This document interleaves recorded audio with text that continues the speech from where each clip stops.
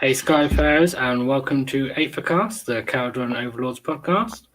I'm Lee, the Arcanaut Admiral, and I've got a full host of engine riggers hitching on the Skyship Aethercast to join me today. We have co-host on the show, our Thunderer from Down Under, and the Felix to my Go-Trek. It's Mr. Alexander Cron. Hey. And the guest that won't leave, Max Bowman. Hi. And our champion of progress, Mr. Dave Kane. Hey. And Paul, 2 battalions for twice the pain, Proisy. Exactly. Hello, everyone. And obviously, I've got too many guests because I've completely forgotten what my intro for Peter was going to be.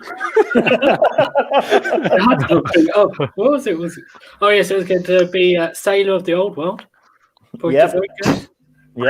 And, yeah, that is everybody.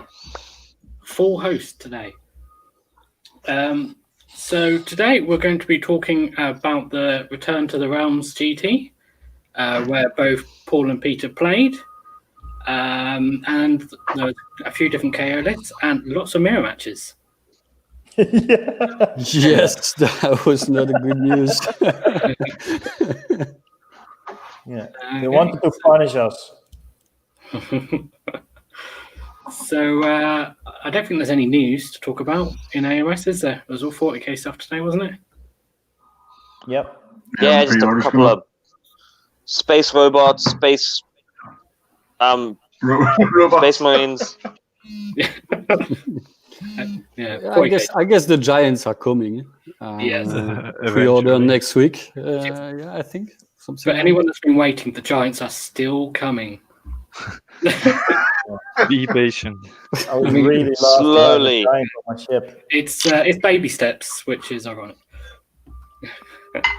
Yep. So we use them as flight stands, so they're holding our ships. You could just have one wearing a ship. Yeah. Also, a big hole in the middle. Strap a gun holder across the back. I mean, the Kraken Eater already has like half a ship on his back. Yeah. Since we have you both on, and we really don't know much about the meta in the Netherlands, and I don't think any of us have been to this GT other than yourselves, Peter and Paul. Why don't you tell us a bit about what gaming is like in the Netherlands and this tournament? Whoever wants to go first. Peter, go ahead. Yeah. Go ahead. Okay. Well, I think we have a really fresh community, gaming-wise. It's getting bigger and bigger, and it's getting better and better. So I think we're on a real good track with the players inside the Netherlands. We have some events that are being organized. I'm organizing one of those events as well. And this way we try to build up the community. So we're on a good track to be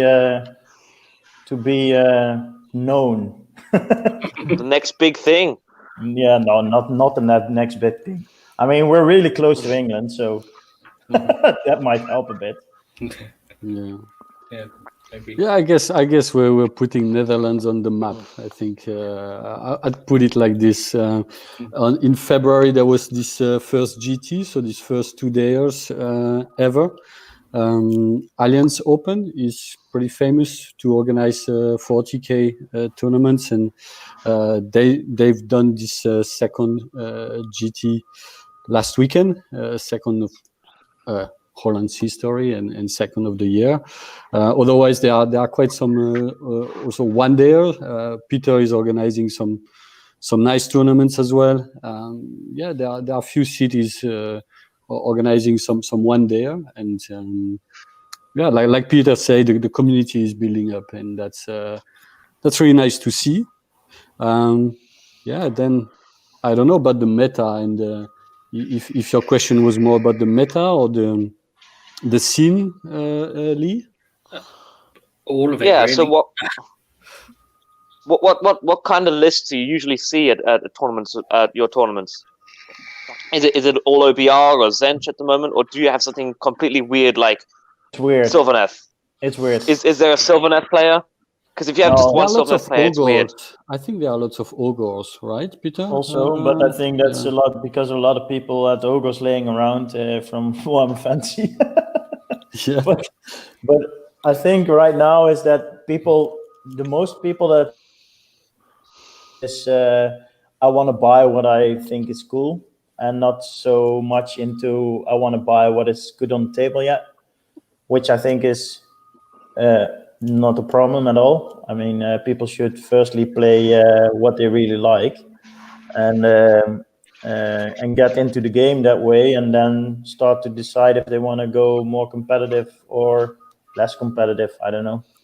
Yeah. But that makes it strange. I don't think we really have a meta yet. I mean, Yeah, we have a melting pot, but it's true that I totally join you there. That it seems, you don't have those players who just chase the meta, except me maybe or few. yeah, like a just few. 2 or A few. 3. We have a few. But Yeah, we have a few. you don't have those players who just start an army just to keep up with the meta. And that will probably come at some point. I think That's still refreshing. What I think that's was very really refreshing. What I found really funny is that my first Bloodstorm event after we had a 24-player event with 4 OBR players, and I was like, OBR, isn't that something of the past? But apparently in Holland, not yet. I mean, Just under a year old. yeah, it's And already a year this year old. they've done pretty good, I think. And people just Yeah, finished yeah. painting those armies. And they want to use them now. yeah, exactly. You know, it's not like this army is really good, like for in America, for instance. And I think that may be also the case in the UK, where an army comes out and it's really good, and some guys already have it fully painted up within a month to play it. We still have, 3 card minimum. yeah, I think we have more hobbyists still than real players. Yeah. Do you have people jumping on the new armies just because they're the cool new models and they like that? You know, they're the new toys, so they want to play with them. Not necessarily because they're good, but just because they're new sculpts. I think I think we have few, but there are lots of players that were here, I think, since 3-4 years, and just start to really get much more into tournament and competitive only since 1 year. So a lot of these players then still have some armies that they had 3 or 4 years ago. And again, I'm not sure. When discussing last weekend, I'm not sure there are so many players going into Luminet, for instance. So I'm not sure that if that's one element that can give a start of an answer here. But I think it's it's still some investment to start a new army and to kind of chase the meta and get painted, and it's we don't have those crazy runners here, I think. No. Yeah, but still people starting an army because they like the models. Of course. Yeah. And we've seen like a crazy KO army, for instance, last weekend. This Skaven converted army. This was just awesome. I don't know if you guys have seen the models, but that was really awesome. No, I haven't actually seen it. I saw that when I was looking at the lists and stuff, that it was called the Skaven Skyfleet, but I haven't actually managed to see any pictures yet. But I can imagine it's pretty cool looking. Yeah, I'll send it to you the some pictures, Kharadron but chat. they aren't really. I just sent you some pictures, Lee.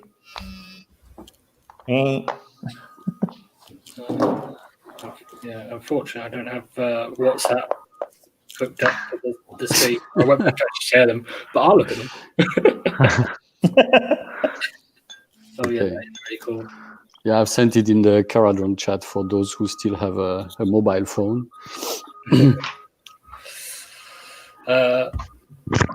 Yeah, so I have a question about sort of gaming in the Netherlands. Do you find you have many people come to your tournaments from other nearby European countries? Well, if I can speak for Bloodstorm, we have some Belgian before we had Corona. We had some Belgian people coming over. I had a few German people coming over. I talked with some of the English guys that were here at the GT earlier this year, and they were really interested in coming as well. So yeah. I think we need to pick a bit from our neighbor countries. Yeah. I guess it's a lot of Belgium and German. Yeah, it's the easiest. It's the easiest because for one day you're not going to maybe take the weekend for it, so or travel, I don't know, for 500-600 kilometers. No, exactly. I'm planning to go to 2-day events with Bloodstorm also. So Nice. who knows? Who Yeah. knows? I have to admit that beforehand, I'd never really thought about going to an event in the Netherlands, but yeah, since obviously finding out about this one, I have actually. It has occurred to me that's actually not that far. So, It's a hop and a skip for you. well, you have to remember in the UK, I've got half a planet to try and travel across. we measure distance. You know, if it's you know over an hour away, it's far away as far as we're concerned. Yeah, I think there's parts of England that actually takes longer to get to for us. It does get to know. Well, that's the thing. Is in theory, it'd be easier for me to go to the Netherlands than it would be to go up to Scotland and play in one of their events. Yeah. I got to travel 8 hours that way to get to the next city. You can come for one day, or then that's fine. Fine. Easy. Yeah, come on. Kron, we'll come Kein down to Problem. the next Gen Con. You don't need sleep. Come on. I'll row. I'll swim. Get in the kayak and just paddle. You paddle. Yeah, and don't forget your COVID certificate. Huh? No, exactly. Yeah. And it needs to be 48 hours old. You have to be Nurgle free. Yeah, Nurgle free. Right. Well, let's have a look at this then. So I think I'll put both of yours towards the end, so we can then talk about your games. So this first list is from Terry Van Leeuwen, which I hope I'm pronouncing correctly. Almost. Yeah, almost. It's good. It's good. Yeah, Leeuwen, but it's okay. Okay, well, I apologise to him. Did we just lose some? Yeah. Oh, it was Dave. We did. Back in a minute. So Terry has an Engine Master of Dirigible Suit for his general, with the command trait Great Tinkerer and the Staff of Ocular Optimization. Then he has an Aether Chemist with Spell in a Bottle. For Battle Line, he has 6 engine riggers with 2 drill launchers and 2 volley guns. And then he has 2 Argonaut frigates, both with sky cannons, one with the Prudency shoots and one with the Magnificent Omniscope. Then for the rest of his units, he has 10 Grundstock Thunderers with the full complement of mixed weapons, including 2 mortars, which is a little bit unusual.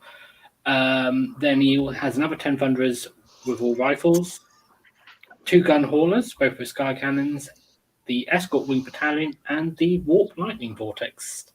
And we have Dave back. Dave is back. Welcome back, Dave. Sorry about that. Internet shut itself.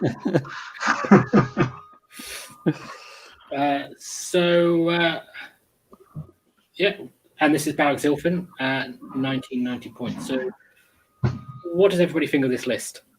I have one question. Did you face this one, Peter? No, I No. didn't. Ah, He okay. didn't play any mirror. No. He did. No, he he did played against Tom. He lost against Tom. I think he lost. He played first game against Nico, and then I don't know what he played against after that. He did. Okay. I've got the results on a screen in a bit, but yeah, he did play against one of the other KO lists. Which he did. Squad. He played Tom. He played Tom. Yeah, I he think. played Tom. He played Tom. Yeah, He yeah. lost against Tom. Yeah. But Terry didn't have any games with his army. I think he was really trying to get it finished for the event with all the converting and stuff like that. It's really nice. So I don't know if he got really much practice games in. I mean, and I think that every KO army needs some practice before you can master A it lot. properly. A lot. Yeah. I don't know. Do you guys have any comments? I can comment later, but So Thunderers in frigates. That's a new one, I think. Yeah, I found that really strange as well. I mean, yeah. Which And, Thunderer group is in the battalion? Do Sorry? we know? Which Thunderer unit is in the battalion? Do we know? yeah, I that's have a no good idea. question. Probably Yeah. one with all the weapons. Not sure. I would And say that it's will that first probably unit go and inside Prudence the Institute one. Prudence Institute. Yeah, exactly. Yeah. Yeah. I'm guessing the Thunder unit with all the special weapons is the one who's going to want to Zilfin teleport on the first turn, so just so it can get out, because that Thunder unit does not want to be inside a boat. No, exactly. At least not for long. You can keep it one turn in there, but yeah. Yeah. Mm. I think it's a little bit strange. He has 2 mortars. You only need 1 to get the buff. Yeah, I mean, and the it's a mortars lot. aren't fantastic. Maybe he thought he needed one of each, like for each 5. Mm. Yeah, what I like in this list is, well, there are some basics you can work with, like the vortex, 2 frigates, senders. So there is some reliable shooting, but yeah, I feel I'm a bit lost always if I don't play with the ironclad. And also what I don't like here is that you don't have those arcanauts that you can leave in your backline or that you can use as screen. Yep. Because everything needs to stay embarked somehow, or the senders with the special weapons. You need to have them embarked at the beginning of the game at least. So in the end, it's you're a bit naked, I'd say, and in terms of bodies, still a bit difficult to play with that. Yeah. So that would be my take. But maybe if you master this list, you can do great. Yeah, I don't know. Yeah, it's 6 That's true. drops, and he has no real screen, except the engine riggers. Which means like a charging Terrorgeist will end his day, basically. Yeah. That will hurt. Yes, I think. Yeah. And I don't think it's really smart to play 2 units of Thunderers and mix them up. I mean, I would either go all of them with mixed weapons, or all 20, or all 20 with rifles. I wouldn't go 2 ways, in my opinion. But well, then it's 2 different uses. So yeah. The mix of weapons means one can go closer to do more damage than the other one can skirt about, I suppose. My problem would be there's a lot of units and there's not very many heroes. Yeah. So you're low on screens for one. It just takes 1 or 2, heroes sniping, and all of a sudden one of those frigates isn't buffed outside of gold. I feel you're missing like a real hammer, like a real hammer you can use your Ether Gold with, because if I don't take Ironclad, for me it's sure I take or 12 or 20 Enrin Riggers, Sky Warden, or this kind of thing, because here you don't really feel you can have like a reliable damage in one phase at least, and something pretty solid, so it's that's all the versatile. basis for doing damage. I would say more it doesn't have an anvil. So there's nothing to dangle in front of them and go, charge me, please. Yeah. Maybe you can do that with the mixed weapon thunderers because they got the 2 fumigators, so we can fly. And the high, chemist. get them. Yeah, 2 fumigators and a chemist will slow down a unit. That's for sure. But if you're yeah, using the fumigators with the thunderers, they're not in the boat. So if something hits them, that they're staying there. Yeah, the chemist's far away. Yeah. Hey, there's something missing here. I well- think he has a compartment in one of the gun orders. Yes, he needs to because he's not delivering that spell anywhere. Yeah. He has in one of the gun orders. The chemist goes. Yeah. I see. Oh, okay. So we can't drop the thunderers and the chemists on the same spot anyway. Yeah. No. Yeah. Well, he Or can if he's now. playing if he sneaky has the like Lee and have the just 9 thunderers from the rifles and have everyone in the frigates. But yeah, you can be you need to be Lee to play that way, I guess. I don't think I do it in a frigate because it's you lose your Aether gold then. Yep. Yeah, true. 14 in the night. It's just you could afford it for Arcanauts maybe, but not for Thunderers. Yeah. So But let's. it's also a little bit when he puts down his 10 mixed up thunderers to tank something, and he needs them somewhere else. He's kind of he cannot do anything with it. Yeah. When they really go out, looked they at stay in the- that position. They don't go anywhere else. Yeah. I haven't really looked at any of the other lists, but from looking at that, and in terms of talking to mirror matches, that list I think has a massive disadvantage. Yeah. You're running lots of small things. A lot of them will want to stay together, but you don't have enough screens, so that warp lightning vortex. Not a fan of it, but against that list, it could make a mess. Yeah, I'm sure Terry is. As Peter said, it was his first list, maybe his first tournament with Kharadron. So it's. I'm sure he took some learnings from it, and And he did better I than feel it me. would be difficult to play with this list because you can do a bit of everything, but you cannot really play the objective game properly. Bit difficult, yeah. Bit difficult. Yeah. What? Also with the 6 engine riggers with the 2 drill launchers and 2 volley guns. Personally, I would make that wardens for the extra attacks and reach. Because you're going to be very careful where you put the 2 without the guns. Yeah, and you just drop. If they charge the guns, there's a good chance that you'll be in combat for a turn and the saws won't be able to hit anything. Yeah. With Yeah, but all the volley 3 attacks. guns are. I mean, if you don't play 12 or more, 12 or 18 or 24, like full guns, just take the melee weapons. I mean, for me, it's much better. It's just the range. Yeah. If they're 24 inches away or whatever, they can move forward, they can do whatever they want, and they can still be contributing, even if it's only a wind.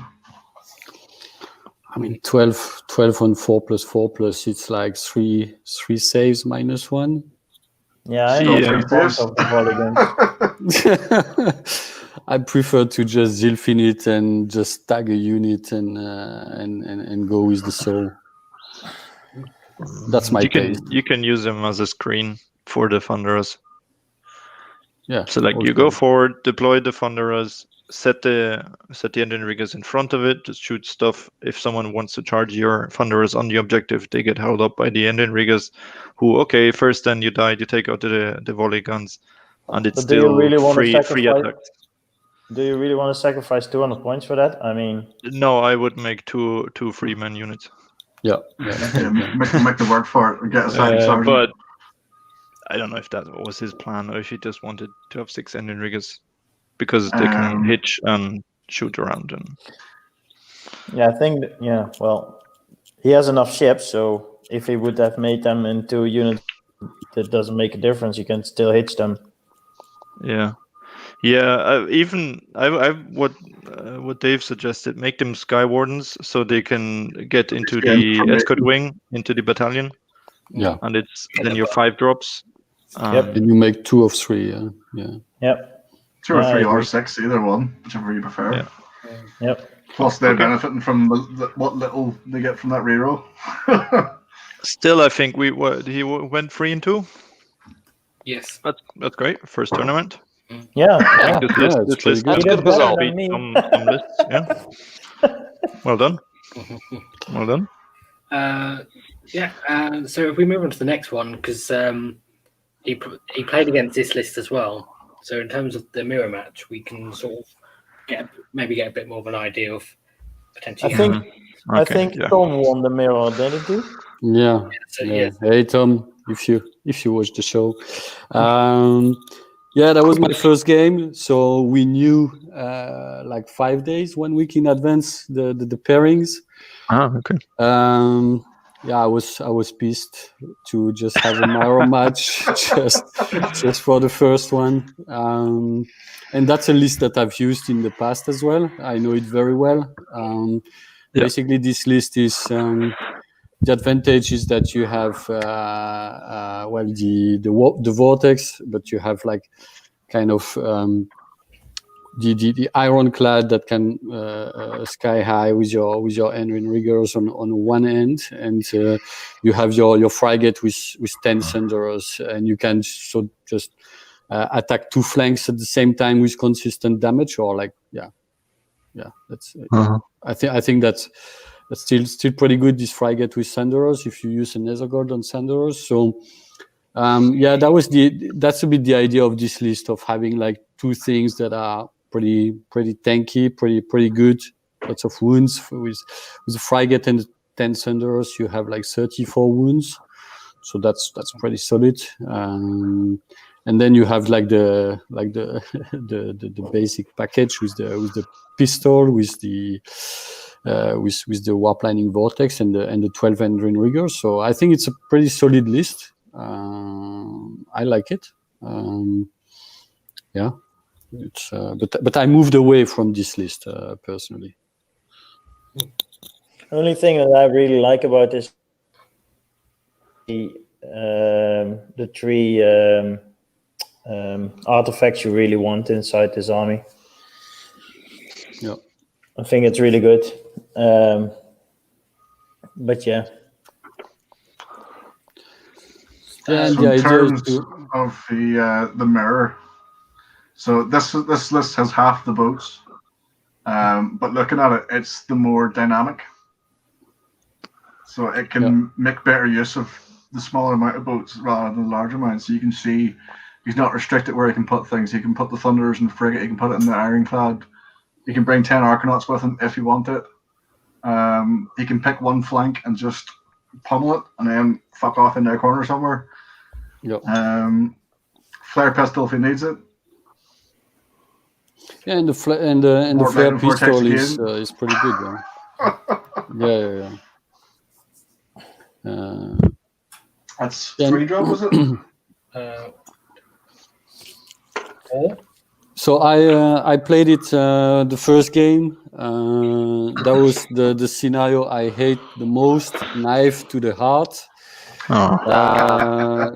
So first mirror, second knife to the heart. So I really did not start this game, this tournament in my best mood. But still, I mean, Tom is a fantastic player, so I enjoyed playing with him. Basically, he's screened with 10 Arcanauts, is ironclad, but then left his frigate with 6 Henry riggers, screening his frigate somehow, and he left 6 other Henry riggers close to the ironclad that I could not really reach, and 10 Arcanauts inside the ironclad. So basically, I had in range 1 frigate full of juicy Thunderers and 6 Henry riggers. And so, at the beginning I was like, maybe I should just let him start, drop his vortex, and then play for the double turn. But I was like, no, there is this juicy target, and if I remove the frigate with the 10 Thunderers inside, I think then I can also afford probably a double turn with the Ironclad. And so, yeah, that's basically what I did. Everything in his face, and I killed the 6 Riggers, the frigate first turn, and when the frigate got destroyed, he rolled 4 1s for his Thunderers. So he was left with just 6 Thunderers. And then I charged them, and then end of first turn, he was just with like two Thunderers maybe, or 3. I did not roll so good in combat. So yeah, basically that was already like a pretty strong start, because I was on his objective, and had a major piece of his damage, because he was then just left with the Ironclad and 6 Riggers to bother me. But then he reacted pretty good, because he did. I had like everything in one place where he dropped the vortex, and the vortex really hurt me quite a lot. And then he was playing also. He directly started to play on my objective, where I just had left 10 Arcanauts. Spooky.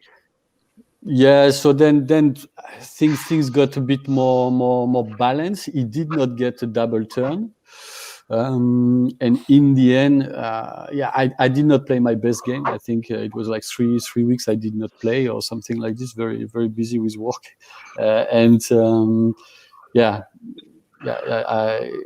think I could have played it better, because if he had a double turn, I think he would have hurt me. And could have potentially win the game. So, and it's always like a bit in knife to the heart. It's always a bit difficult to predict everything that could happen from turn 3. And on my side, I did not play so good, so I took a bit too much risk. Yeah. So you dodged 2 mirror double turns in one event. Sorry? Yeah. You're a lucky man. You're a lucky man. I mean, for me, double turn should not. I mean, I still have 57% chance of preventing it every round, So it's still in my favor. But then, I think it's barely 6 in your phone. Yeah. I think he could. He could have won, probably.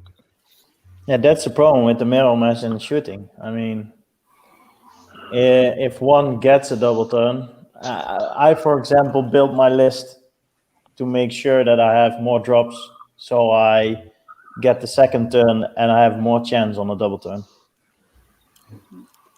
Yeah, well, it depends how in a mirror match, but in a mirror, yeah. But overall, on my side, I was thinking at it before the game. I was more like, I have more chance to play the double turn. But in the end, and that's, I mean, we're going to speak also about our mirror match. With Kharadron, you can afford to get shot for one turn. That's really fine. Yeah. It's really the double turn that can really hurt you. But then even with the double turn, if you roll pretty well in your 4+ save, counting your Ren -1 with your Ironclad, you can still resist pretty well. And so I think taking the initiative in mirror match, in the end, from my experience from this tournament, is a real advantage. Yeah, but I think that's also really because you can see what deployment mistake somebody made, and you can exploit that. Yeah. I don't know if Tom, for example, in your game, which you just told, had his Thunderers inside his Ironclad, and yeah, It was in the I don't know. frigate. It was in the frigate. That's what. Then I would try and take the first turn also, and just try and kill that, because that's a big potential damage dealer you can take out in turn 1. You're far in front of him, and he has troubles getting back. But if that were for example, 10 Arcanaut, the decision would already be more difficult. Yeah. Yeah, no, I think that would have been better for him to put the Sanders inside the Ironclad. Yeah. And I would have been able to reach the Ironclad turn 1 with any reasonable amount of shooting. No, I could not really reach. He had his 10, his 10 Arcanauts to screen, so that I would not have been able to charge it for sure. Yeah. And then just reaching it. My list is just, or you shoot at 12-inch with the 2 frigates, or there is only 6 Henry riggers. I mean, just 2 grapnels. Just 2 grapnels and the Ironclad that can really reach much further. So that's I don't have the list for that. Yeah. It's a big thing when you're playing against KO. Severe Madrigal, you're playing another faction. Is KO lose a lot of their output from more than 12 inches away? Yeah, absolutely. Yeah. That's why whenever I'm thinking of the mirror match. I want to minimize the damage on me, but I also want them to take first and take the bait and go for the alpha. Yeah. Where I know I'm going to get hurt, but I can weather it. But because they came into my face, I can do my normal move and get within 9, never mind 12. Yeah. All of a sudden, I'm firing out 3 or 4 times as much shots as them. Yeah. And that's the real damage is. That's exactly how I tried to play against Paul, but I made one mistake, putting my Arcanauts in my front frigate. I think that was a real mistake, Paul. That was good. Yeah, that was good for me. But they should have been in the back frigate. But what I was planning, like they just said, I was trying to set up something juicy that has survivability. And if I lose it, it doesn't hit my list too much. So I can get back to him and try to get the double turn and do the finishing blow. I mean, yeah. But you have two big advantages by going first. First, you can get rid of some firepower. Like as simple as it sounds, and that's a big advantage. Or you can also get rid of the bodies, because for me against Tom, I wanted to get rid of the bodies also. And you know that you can shoot a frigate. I mean, that's if you can't shoot a frigate turn 1, I mean, you're not a real Kharadron player. You don't have the right list. No, but so that's one thing, that you can directly take the advantage on firepower. But then the second thing is you can sit on objectives, and this is pretty strong for me, because then the other player, the opponent, needs to or go for your buddies and get the objectives, or try to shoot you pretty hard, because you've already lost some things, you know. So it's and that's exactly the game I played against you, Indian Peter, because against you it's like I've alphaed you, and I took all the objectives of focal points. I mean, those I could take. And then you were obliged to take some decisions to react on objectives, but also try to hurt me as much as possible. And so you could not do efficiently both of them, I would say.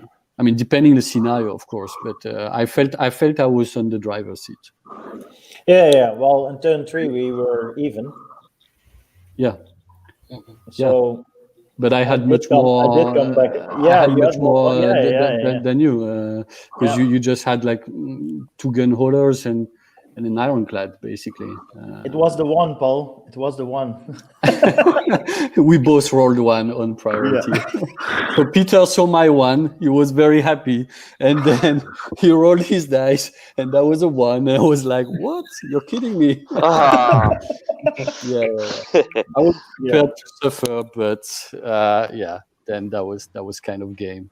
But that's the whole thing with the mirror matches. I mean, it's so dicey. It's so dicey. There's a certain part which you can do with tactics, but at some point, it's the one that rolls the best just wins you the game because you're both doing exactly the same.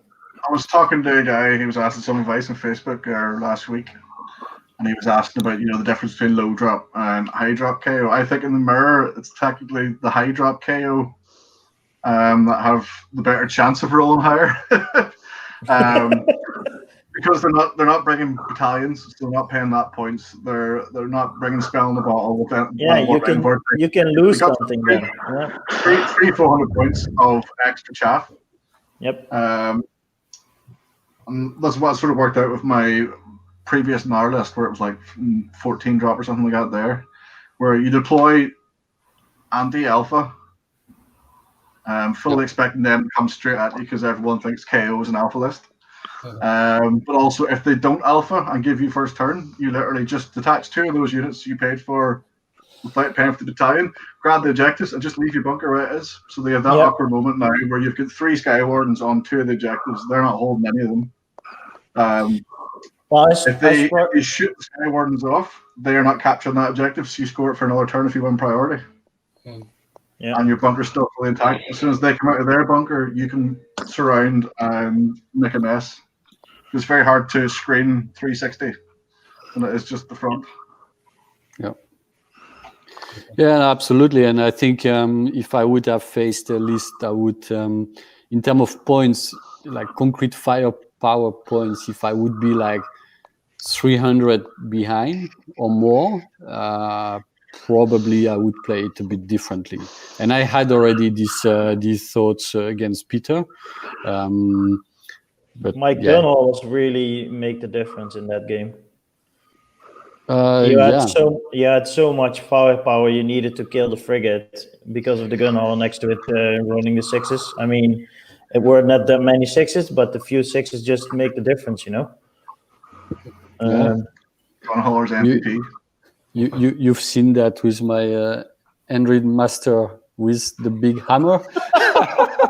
Do you remember this guy the 12 mortar wounds? Mortar wounds with one guy with one.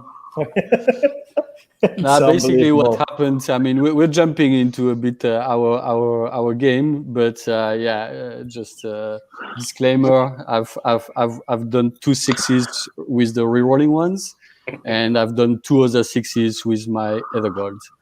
So that was 12 total to the ironclad. So I was pretty happy. Yeah. In 2 different phases, but still. Ouch! Yeah. Yeah, that was good. It's very nice to see your opponent rolling 6s. Should we go on to the next list?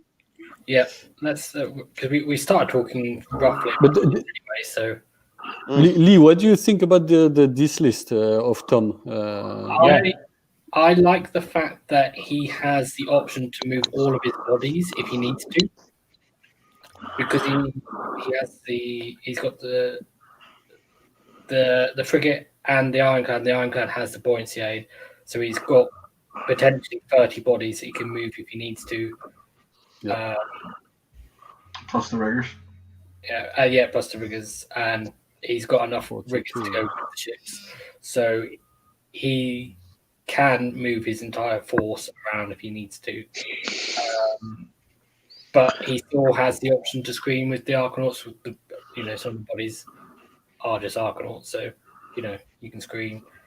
The fact that he's got 2 ships means that only one of them needs to do the hero phase, fly high, which means that you can then pick up a unit before you fly high with the other ship potentially, depending which one he's moving around. But it comes down to how you're playing it and the battle plan and stuff. Yeah, I think you need at least 4 battle line units, unless you know the tournament is is not playing something like Better Part of Valor. I think only having 3 battle line units is a little bit of a risk. Yeah. Because then you're basically relying on killing your opponent's battle line, which is fine if they've got 3 minimum battle line units. Yeah, but we're pretty good at killing battle line. Yep. I mean, it depends. If you come up against something that's got, large units of battle line, then it becomes a bit more of a problem. And you're not putting any pressure on. Potentially, you're not putting pressure on their objectives, so you're relying on holding yours, which we're not good at holding objectives. No. You don't want to be in that situation really early game. So you're relying on holding yours and then killing theirs, so then they can't score. Yeah, but that's the problem with our army. I mean, we need basically almost always need our full army to kill their battle line. So, Dave, do you like this list? It's not something you would play. Personally, no, but just doesn't go in my playstyle. Sort of Zelfin doesn't appeal to me. Iron Sky doesn't appeal to me, but that's because I have an Admiral, so that's a bit pointless. Spell the Bottle, I just don't like. But the actual units taken, I like the mix of the one grapnel and the one polygon, just to give you that range threat without taking up too much with your attacks. The Endermaster on foot, I think he's brilliant. Just sit with a ship, he's just constantly healing it. Gives it a bit of melee potential.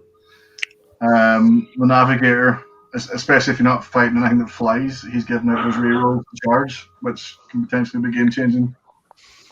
Yep. Because you're more on Urbaz, right? Urbaz or Nar, sort of at the moment. Yeah, true. I watched the show where you were saying Nar is the shit. Yeah. what I really don't like about this, well, really don't like is a big word, but what I think is really risky is that his Nemesis is general. I mean, with all the model wound output there is outside, it's so easy to kill. Yeah. That's just to give him Collector so he can have the third. Yeah, I know. The third artifact. But who cares if he dies? Yeah. Well, if he dies before he puts Spell in the Battle out, well, yeah, pretty hurtful. Obviously, but I mean, Nemesis, 5 wounds or 6? 5. It's 5. Just 5. Easy. I think it's fine as long as he can cast his spell in a bottle. After that, he can die. It doesn't matter. Yeah, No, exactly. After that, he gets kicked out of the boat anyway. Like, off you go. Yeah. Usually. Go away. The only real benefit of being the general is the extra range on, the core rules command abilities. Yeah, but he has the Iron Sky command, so also, I mean, that's where, I think once he dropped the rat trap, I think that's he did his job basically. Yep. The core rules command abilities. One is Battle Shock, which he's got covered. The other one is he's got covered. What's running around there? You can do it often anyway. The volley fire, maybe rerolling ones to shoot. But it's a 5 drop list, if I'm correct. 4, I think. Yeah. Do you actually get? Do you get extra range on the ones from the GHB as well for the general? Was it the Battle Shock ones? They're wholly within though. Yes. Yeah, it's wholly within 12, and then of any other hero, it's wholly within 6. It's 6 and 12, and the rules are 12 and 18, I think. Yeah. Yeah, I mean, it's also 2,000 points on the nose, so other KO RBs have a very high chance of getting Triumph. Yeah, Triumph. Yeah. I had a Triumph. That was nice. Yeah. So, for example, in this list, if it wasn't 2,000 points, but you hit the frigate and the Ironclad, if you re-roll saves, potentially the game changing if both Yeah, ships it's are reroll. really big. Yeah, really Well, that's big. you only get the triumph if you didn't win your first game. That's in the rules pack of the German, the German Grand Tournament, but that's not how it was applied in this one. It's like you're Is it not also anytime. in the GHP? That's different. No, in the GHB, it's whoever has the least amount of points gets a triumph. Yeah, period. So if in you're the 1980 tournament section of the GHP. Yeah, I think before it was in the core rules. It was kind of written that way. The core rule, first edition, it was that. I know that. Oh, okay. Then it's just this stupid. But it's- Because I tailored my list to have a triumph, and then I read this and like, oh, great. So I get it once, hopefully, and then I win all my games. Yeah. Like, oh. I mean, that Do you- depends if a tournament is using using that, their suggested tournament rules or not. Yep. Because I don't think. Don't. Everyone who's listening, don't. Just give us our triumph. Yeah, give us. For us, the triumph I think is pretty strong. It's so much stronger. I'll take a triumph before I take it as a command point any day. Yeah, in the Bloodstorm, the tournament of Peter, like it was like a month and a half ago. I built a list for 1960 point. Very happy to grab the triumph every time. Yep. Yeah, and that works. That works pretty well. Yeah. 2 times reroll armor saves on an ironclad. I mean, good luck with killing that then. Yeah. That's how you can afford also more doing some alpha strike and resist from the double turn. Yeah. Yeah. You can. Now that it's down to the 3, I think it's even better. Because it doesn't really matter what you roll; you want all 3. Yes. Yep. Yeah. I think I like more the saves than the hit and then the wounds. Oh yeah, outside of Urbaz, I would say 99% of the gold is used for reroll saves. In Urbaz, you'll find when you get the D3 extra gold, the first one, boom, on the ironclad. Yeah. Yep. Oh yeah, always. Yeah, Of course. Just never goes. You roll 1 or 2. What's that on? Don't even ask me. It's on the ironclad. And then on the chemist. Using one of those golds, just do whatever the fuck he wants to do, and then the other one is just banked in reserve for save. First time you get into combat, you pop your saves. You make it through combat. You're like, sweet, get a gold back. I can do it again next turn. Yep. But other than that, I think every other boat gold in particular is just banked for when am I going to get hurt. Yeah. And that's the main reason I don't use frigates. I would prefer 2 gun haulers in that list over a frigate. Now I know you couldn't fit it in because that's 2,000 points in the nose. But for the 4 wins difference and the 2 shots, I just prefer 2 gun haulers that don't degrade. You have to kill them, or they're just going. Yeah, I ran a very similar list in the Austrian tournament, which just had the engine master with dirigible suit, and instead of the frigate, a gun hauler. The rest was almost identical. I didn't have the buoyancy, and I had the ram on the ironclad, but basically that was the list. I have a different view because for me now I really much prefer the frigates because for me gun holders just don't do damage at all, almost, except if now you have the drill cannon, which is I think when you have 2-3 gun holders with drill cannon, I think that's one character that can go away, that you can snipe pretty easily, so that's good. But otherwise, I feel the damage of the frigates are much more consistent. I agree. So in the end, if I have just 3 boats to fill, I prefer one ironclad and 2 frigates. But if I have 5, then of course I love the gun holders as well. It's just my taste, but then as allies, or I think gun holder are much better. But with your gun haulers, when you're not using the drill cannon, what is your target priority? Because you mentioned characters there with the drill cannon. So what would you tend to shoot your gun hauler sky cannons at? And more importantly, how would you shoot them? Well, I don't play gun haulers. It's a long time I did not play gun holders, but yeah. With your frigate, when you're trying to use your frigate offensively, what is the target of the cannon? Well, I try to remove baddies generally. I try to make sure I target those things that I can remove. So some things that is not too tough. So that this damage, like if I do 3-4, let's say 4-6 damage with this D6 plus 4 shots, like if I do, let's say, like again, like 4-6 damage, I want to make sure I remove like 4 models, you know. So you're going 12 away.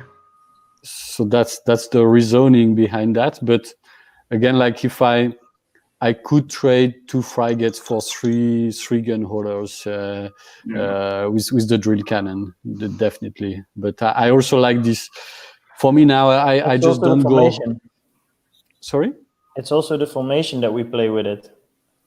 Yeah, that's what I was about to say. Like I don't go out of home without the Iron Sky Attack Squadron, something like this. Sky Attack Squadron. I feel it's so strong for the objective game that for me that's I always play it now. Yeah, since 2 months, it's an always. We've done a lot of theory hammering around here, me and a couple of mates. But using attack wing here, I don't know if it's just our meta, but I think if you were using it for objectives, you've spent too much points on the contents of the formation that by playing the objective game, you're going to lose a lot of stuff. Yeah, no, that's possible. Yeah. So if you say you went minimum, you went 2 frigates, 2 Arcanaut Company. So there's your, unless you're playing Zelfin, you still need another battle line. You still need all your heroes. So you say you bring your chemist with Warp Lightning Vortex and Zelfin. So you're they got 1,000 points already, and you've got no damage dealers. When you do go on the objectives, the way a lot of the scenarios are now, if you go on the objective, most people are within 12 inches of you. So if you hit like Daughters of Cain or Ogres or Orcs, they're going to be right up in your face. So I tend, personally, let my opponent go ahead points early game. Because if they're going to the objectives, they're not coming for me, and I can stay, where I'm comfortable and just do the damage. Yeah, but we can do that as well with that battalion. I mean, it doesn't mean that if you play the battalion, you need to put all the Arcanauts in front of your army in turn 1. I'd rather keep them safe inside my ships and use the abilities later on in the game to get those objectives to win back the game. Yeah, no, but Dave, I think what you say is very interesting because from what I was listening from you before and your point now, you play Kharadron the way I was dreaming to play it at the beginning and how all my lists were built at the beginning. But now I feel that with the list I currently play, but I will move out of it anyway to find different play style and to just enjoy the game differently. Keep practicing, change things up, see what works, see what doesn't. Yeah, but with the list I played today, I feel like I have I can really shape the game a bit like how I want. Like if I want to alpha, I have 2 drops. If I want to alpha, I do. If I want to stay in the back and play double turn, I can also do that. I can put some bodies a bit where I want. Of course, that's not. I don't have so much staying power, but let's say that I have more flexibility to go more combat, to go more shooty, to go more alpha, more options. But it does not mean that these options are as consistent as what you describe with your option that would actually give more option in this more defensive play style for sure. So that's a bit also how the player likes to play, so 100%. So let's have a look at one of your lists. The next one we've got is Peter's. So Peter, do you want to talk us through your list? Okay, well, first of all, I played this list before it was with a normal Endrin Master on foot. And it had a unit of 10 of a unit of 3 engine riggers in it. But I changed it up into the engine master and dirigible suit because I just found that I was lacking that hero outside of my ships that can just tag objectives whenever he wants to. So I changed that up. A lot of people say that I have too few heroes.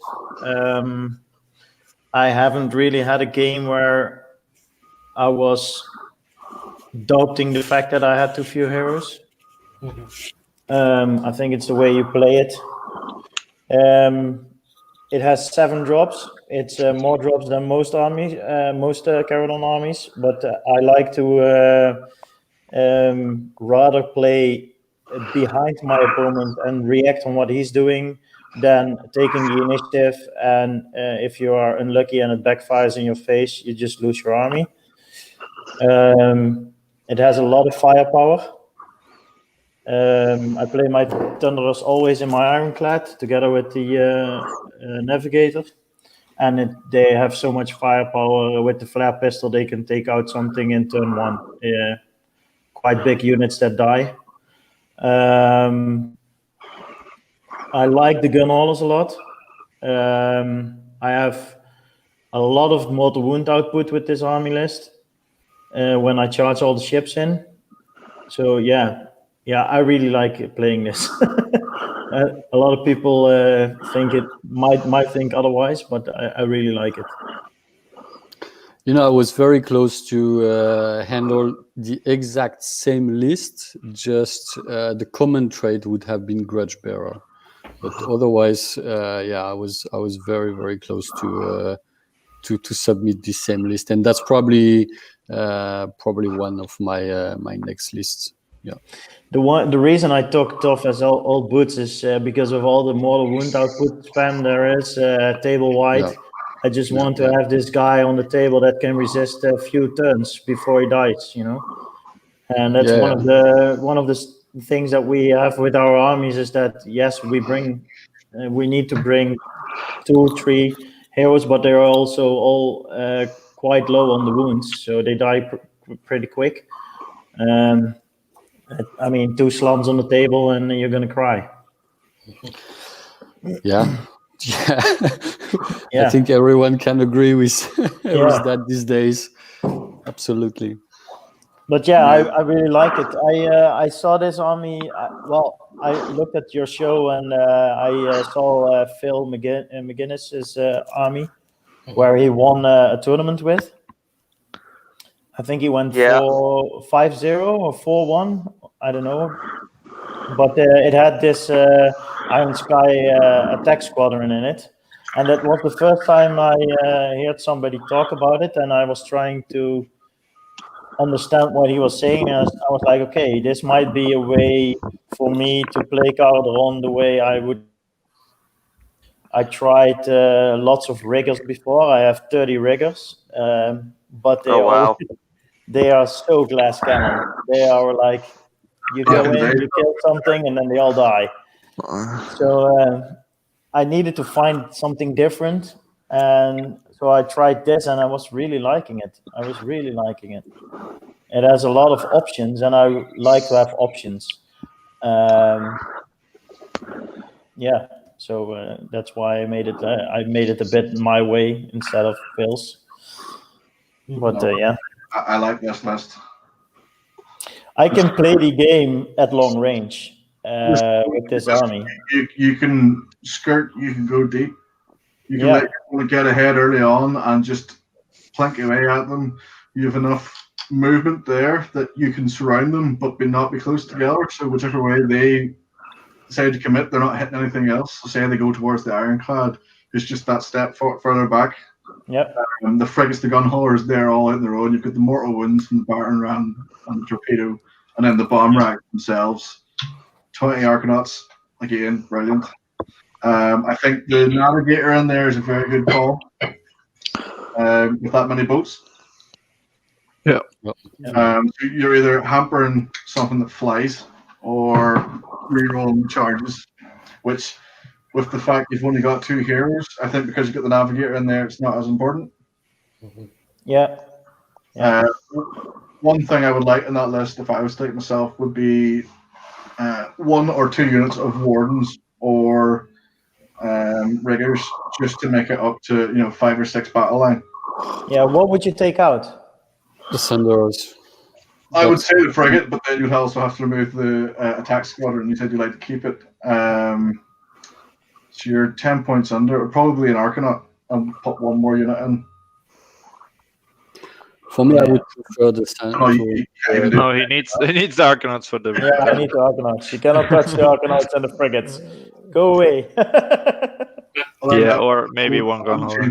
Yeah, I was thinking gun hauler, but then I get this really odd point. I end up with really odd points in the end. No, I wouldn't change it then if I was to run that. Yeah, you get the triumph. If you want to keep Iron Sky attack, I would just leave as it is. Yeah. Well, I was thinking about getting the Thunderers out, but they are so good, so much damage in my list. Yeah. Would you take the drill cannon with the gun haulers? Because for me in this list, I would take the drill cannon, I think. Well, yeah. Well, the thing is a bit. I haven't played them with the drill cannon yet. So I just took the option that has the most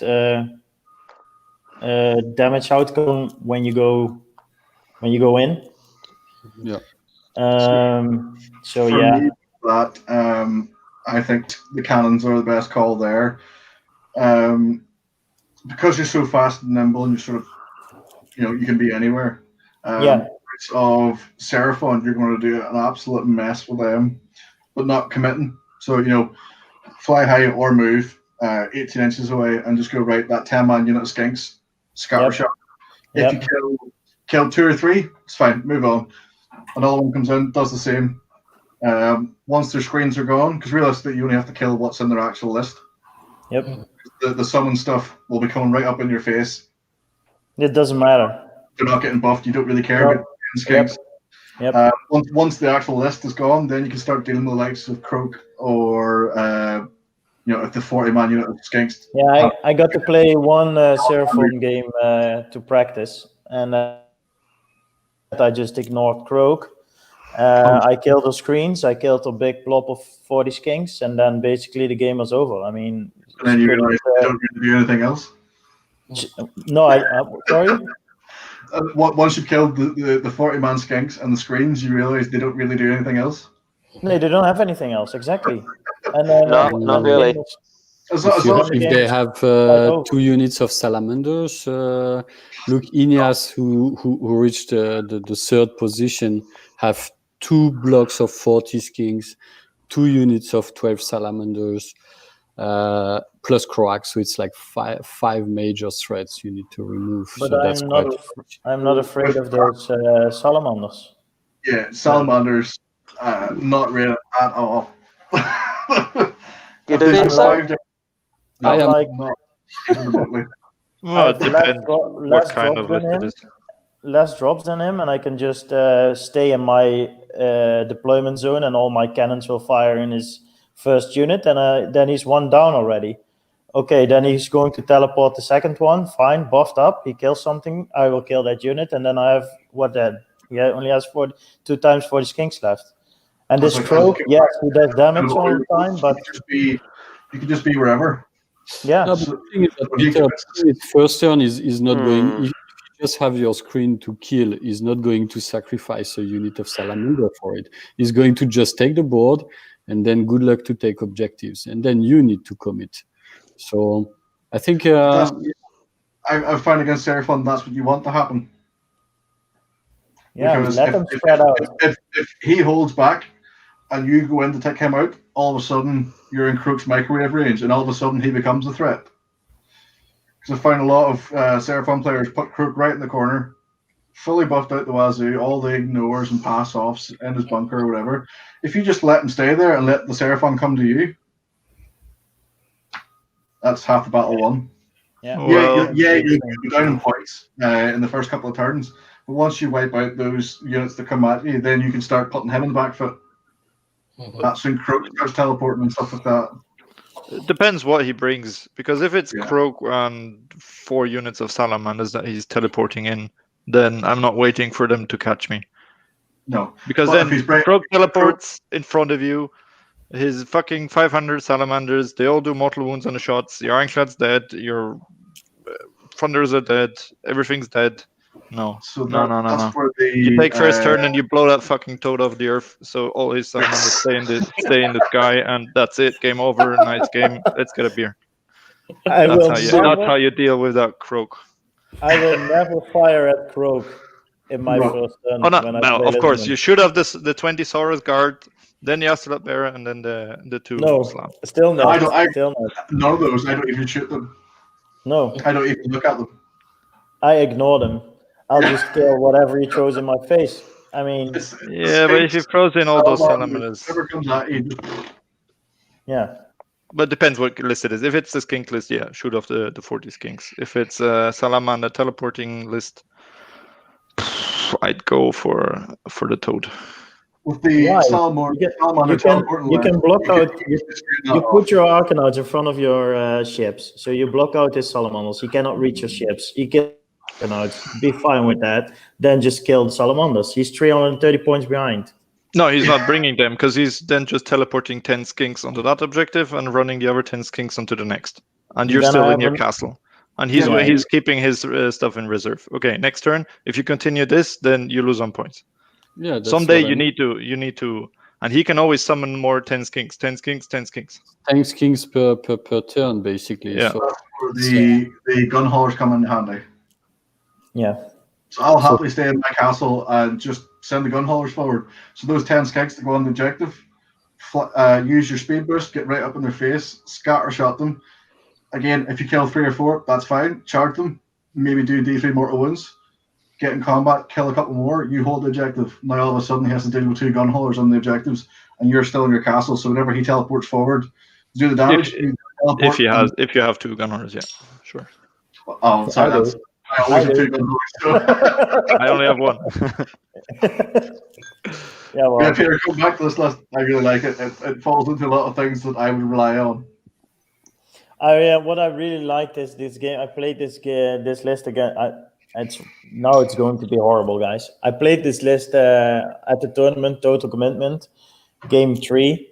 It was game 4, yeah, against OBR.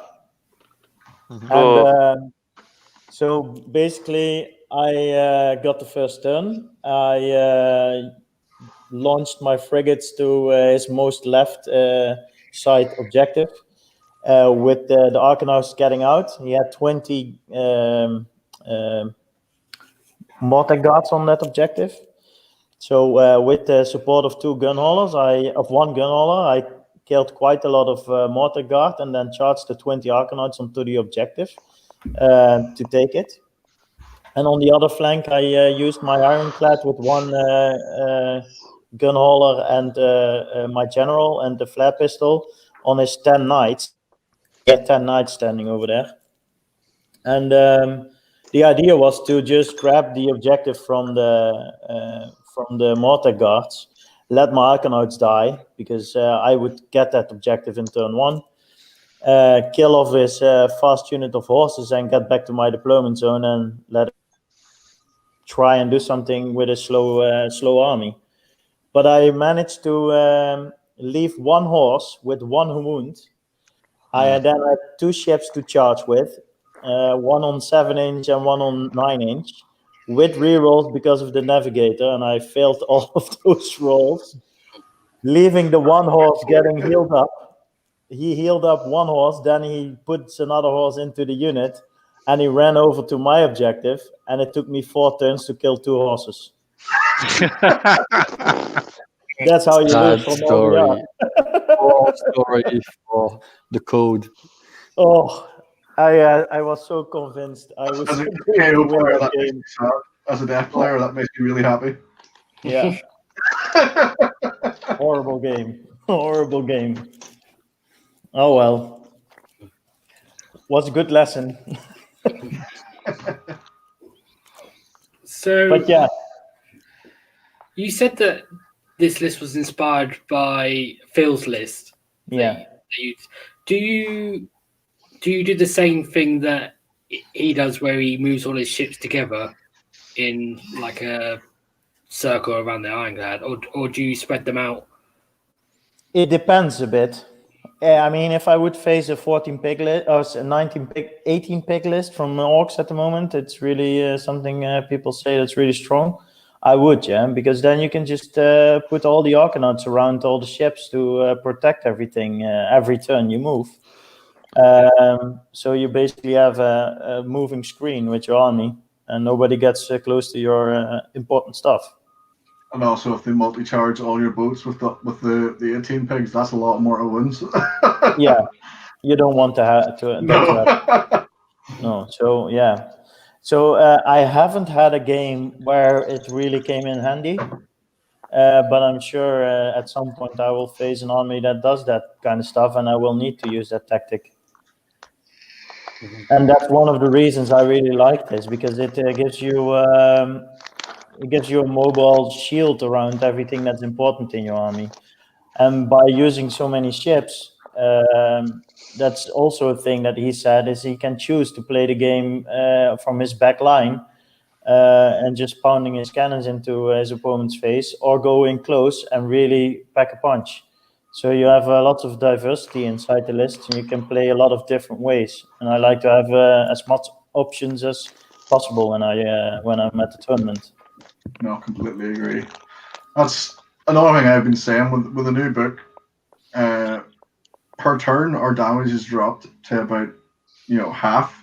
But over the course of the game, our damage is maybe 10, 20 times more of what we were doing back in the last book. So don't be afraid to sit back. Get your opponent out on the objectives. You have the range, you have the reach, you have the movement. You can deal with that. And you can still, most of the armies aren't able to move 24 inches and charge and you. Even, so you can even the play ones who can, a lot of them rely on like 6 to 12 inch buffs, which if they do that, they're not in their buff range. Yeah. So you then say witches, you then baited them out of their 5-up, 5-up. Yep. Makes them a lot easier to deal with. That and they're not swarming you. Yep.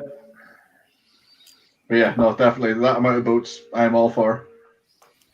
Yeah, I was really also thinking about the last video where Phil was in. He was talking about his four frigate list with 4 times in it. I found it was very interesting. Something I want to do in the future, but right now I'm still. I like to play a list really, really long, so I know it from inside out. I think the key to winning tournaments is not switching too much and just learn this army out of your head and know what to do in what situations. Yeah, when it gets to the stage where you're moving subconsciously. Yeah. You need a moderately good army, but it is that in the end, it is more important that you know exactly what your list does, and you know like this unit will do this much damage to the enemy, and like how long it'll survive against what, and you just start learning that after you've played it 4, 5, 10 times. Yeah. Yeah, you know exactly what certain units can or cannot take on, how much damage you can or cannot take. Yeah. Yeah. Yeah, I see a lot of people throwing statistics about, but there's a difference between statistics and in-game. Yeah, but take, for example, let's say, this is a good example. Take Nico's army, who won the tournament, his Legion of Grief. I think if you handle this army in, now, let's say 8 out of the 10 people cannot do with it what Nico does with it, but he wins with it because he played more than 100 games with it, and that's what his strength is about this army. He knows everything inside and out. So in my opinion, when you go into tournaments a lot, it's very good to make a list which you feel comfortable with, and then just play that list so many times that you really know what it does and how to handle it. And that's making the difference between a normal KO player and a really good KO player, in my opinion. It's the game inside the game, as I refer to it. All Yeah. the micro nuances, how everything interacts with everything, subtly reading between the lines, the rules. Yeah, exactly. And having the spare time to just play a game a week. That would be great, wouldn't it? 2 games. 3 if I can. Did any of you guys play Nico?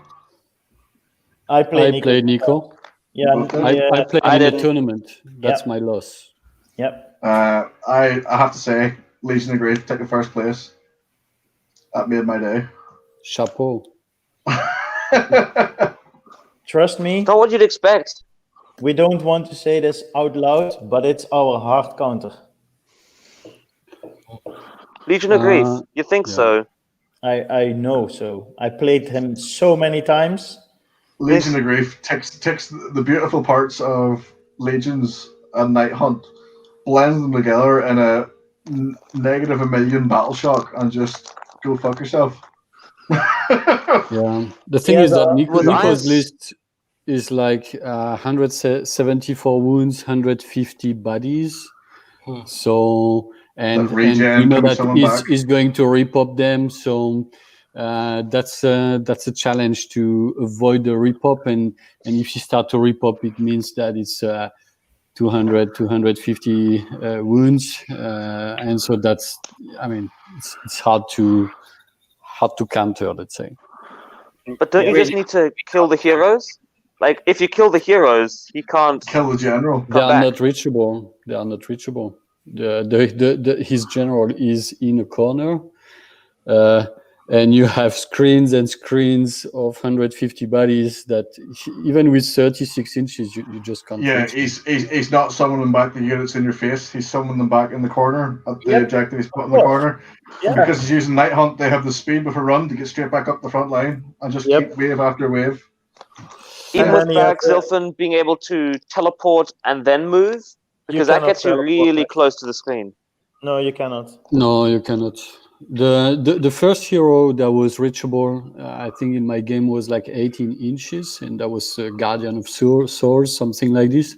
He put the Necromancer and the and his Dreadblade Harrow, something like this. He put them in the corner.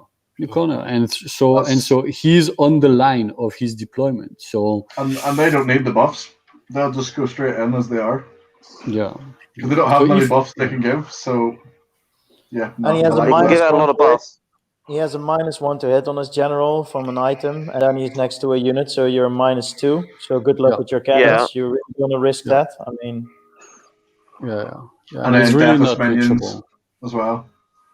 Yep, and what he does is you just kill his units, and in turn 3 he just recycles his units. He pops out his hero and he puts him in front, and then he's like, "Yeah, you can kill it. I don't care." You just spend 2 turns trying to kill 2 units, which I already popped back onto the table. Yeah, it's just an army of speed bumps. You're too far behind. You cannot get it. You know. Yeah. Can he bring back units if you've killed them? Like if you killed the whole unit?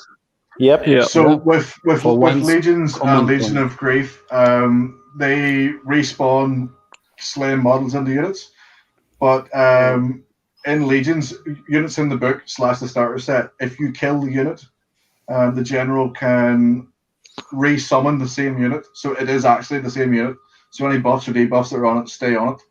Within 9 inches of a gravesite, 9 inches away from you. So they're the only army in the game that they re-summon units that they paid for. So if you bring 40 chain rasps and you kill 40 chain rasps, he will re-summon back 40 chain rasps, not 10. Yeah.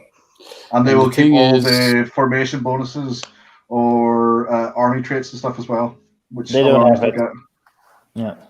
And so the general can teleport. So basically, Yeah. he can go to the gravesite, and it's happening at the end of the movement phase. So basically, he can just move all his units away from the gravesite.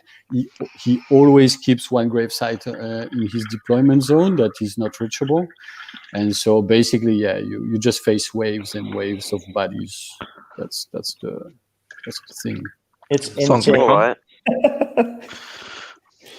It's really insane. It's I like to see how he plays it, but it's horrible to play against. But there is I mean the two final the one Paul played against Nico and Nico against the winner of the final game. They are both streamed on Twitch, so you can look them up if you want to see them. Yeah. They are able.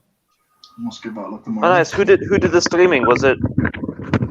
Who did the streaming? Alliance Open. Yeah, don't listen to the comments too much. It's 40k commenting on Age of Sigmar. They need to work a bit on that. Be nice, Peter. Be nice. I think. I think. Yeah, he's getting more and more into Age of Sigmar. So that was okay, I guess. It is okay. It is okay. I mean, at least they do take the effort. But you can see that Age of Sigmar is not as popular as in other countries in the Netherlands at the moment. And we still need to learn, and tournament organization also needs to learn. So yeah, absolutely. I think you're going to see a lot more 40k players playing AOS. Simply from the fact the changes to 9th of objectives was something that 40k didn't have before. So you'll find a lot of 40k players playing AOS just because it is objective based. Yep. You don't have as much shooting, all the micro movements, screening, charging, stringing out units. There's a lot of 40k players here that have started playing AOS and picking certain things up. Well, Nico, he came from 40k, right? He's a very successful 40k player, from what I heard. I have no idea. I was not there. He kind of got fed up by losing the roll-off and getting your army killed in one turn. Yeah. Although, to be fair, our Kharadron Overlords, we are the most 40k Age of Sigmar army. The difference, though, is we're one of the only armies that can do it. Yeah. So the chances of you losing the roll-off at the start and getting gunned off the table is much lower. Yeah. Feel free to do it yourself. But... I mean, in 40k, everything shoots. So the one who gets the first turn, and if you're unlucky with a table with not enough cover on your side, you can pack your army up almost. So there's no real.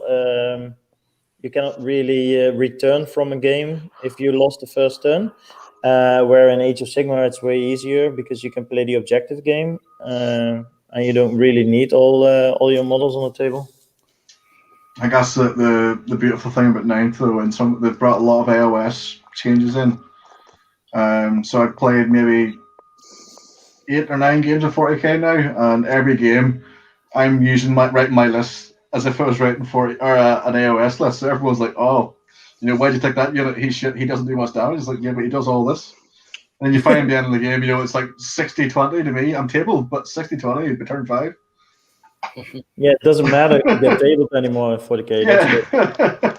So a lot of people are starting to bring units that are for utility and movement rather than shooting. And combat seems to be more important. Which is good. It's going to make it a more interesting game and not just be Knights versus Baneblades. Yeah. Yeah. Which I think is something we're going to see brought into AOS, the shorter table. I remember when I hope not. Because a lot of people are giving off about shooting, deaf players in particular, and the fact that outside of OBR we don't really have any shooting at all. So you come up against armies that, you have 2 turns to kill the hero because your whole army's combat oriented. But you have, the guts of 36 odd inches to go with movement 4 people. The shorter table would help there, and then with the likes of they're saying you were saying at the start, but the Realm Lords when they first came out, everyone was talking about all the Sentinels with all their bows. If you say you take 6 inches off that gap, all of a sudden you're getting there maybe turn 2 instead of turn 3. Or you cannot hide because they have a 36-inch threat range. Yeah, so they're definitely shooting you turn 1. Wow. Genius. It also all depends on the deployment zone, right? Because if the deployment zone are those areas that are getting cut, basically, then you're still 18 or 24 inches from your opponent. Then maybe you backwards.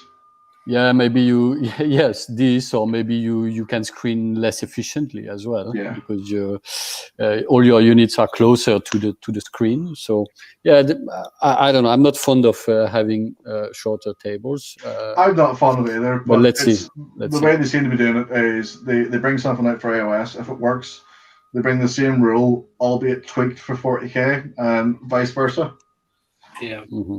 So they had you can't shoot a hero unless it's the closest model in 40k, and that helped with protecting heroes. So then they brought Lookout Sir into second ed. Well, we had Lookout Sir in Fantasy, so but we didn't in first edition of AOS. Well, first edition AOS was just a clusterfuck, wasn't it? Yeah. Let's not talk about Early that. AOS was just in a nutshell, yeah. I wasn't there, but legends tell it wasn't pretty. It was to the power. There was much dancing and bribing of opponents.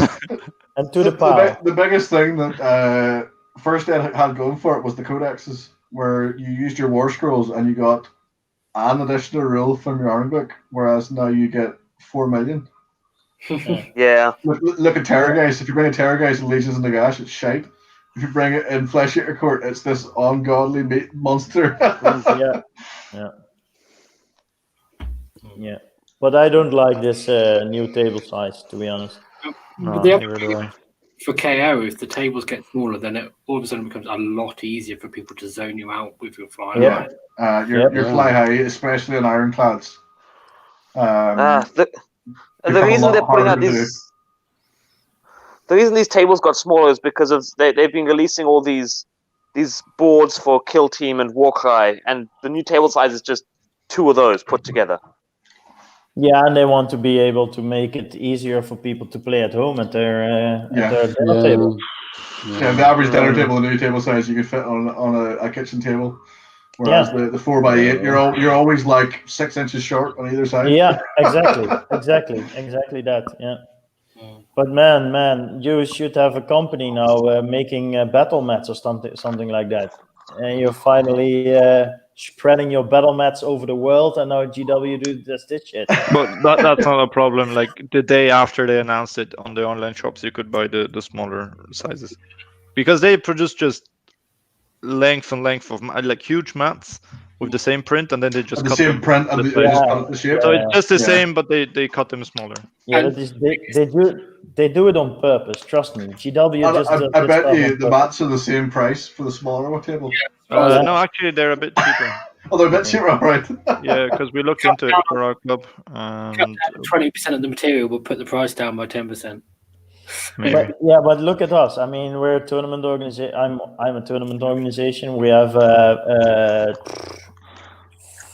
20 battle mats. Our sponsor is GameMat.eu. I mean, I'm now stuck with 20 battle mats. I need to. You can't use. Yeah. You can cut them. You can glue on white tape down. Yeah, we're thinking about these laser cut wooden plates to put on the table that resizes the mat. Those are great, like frames. Yeah.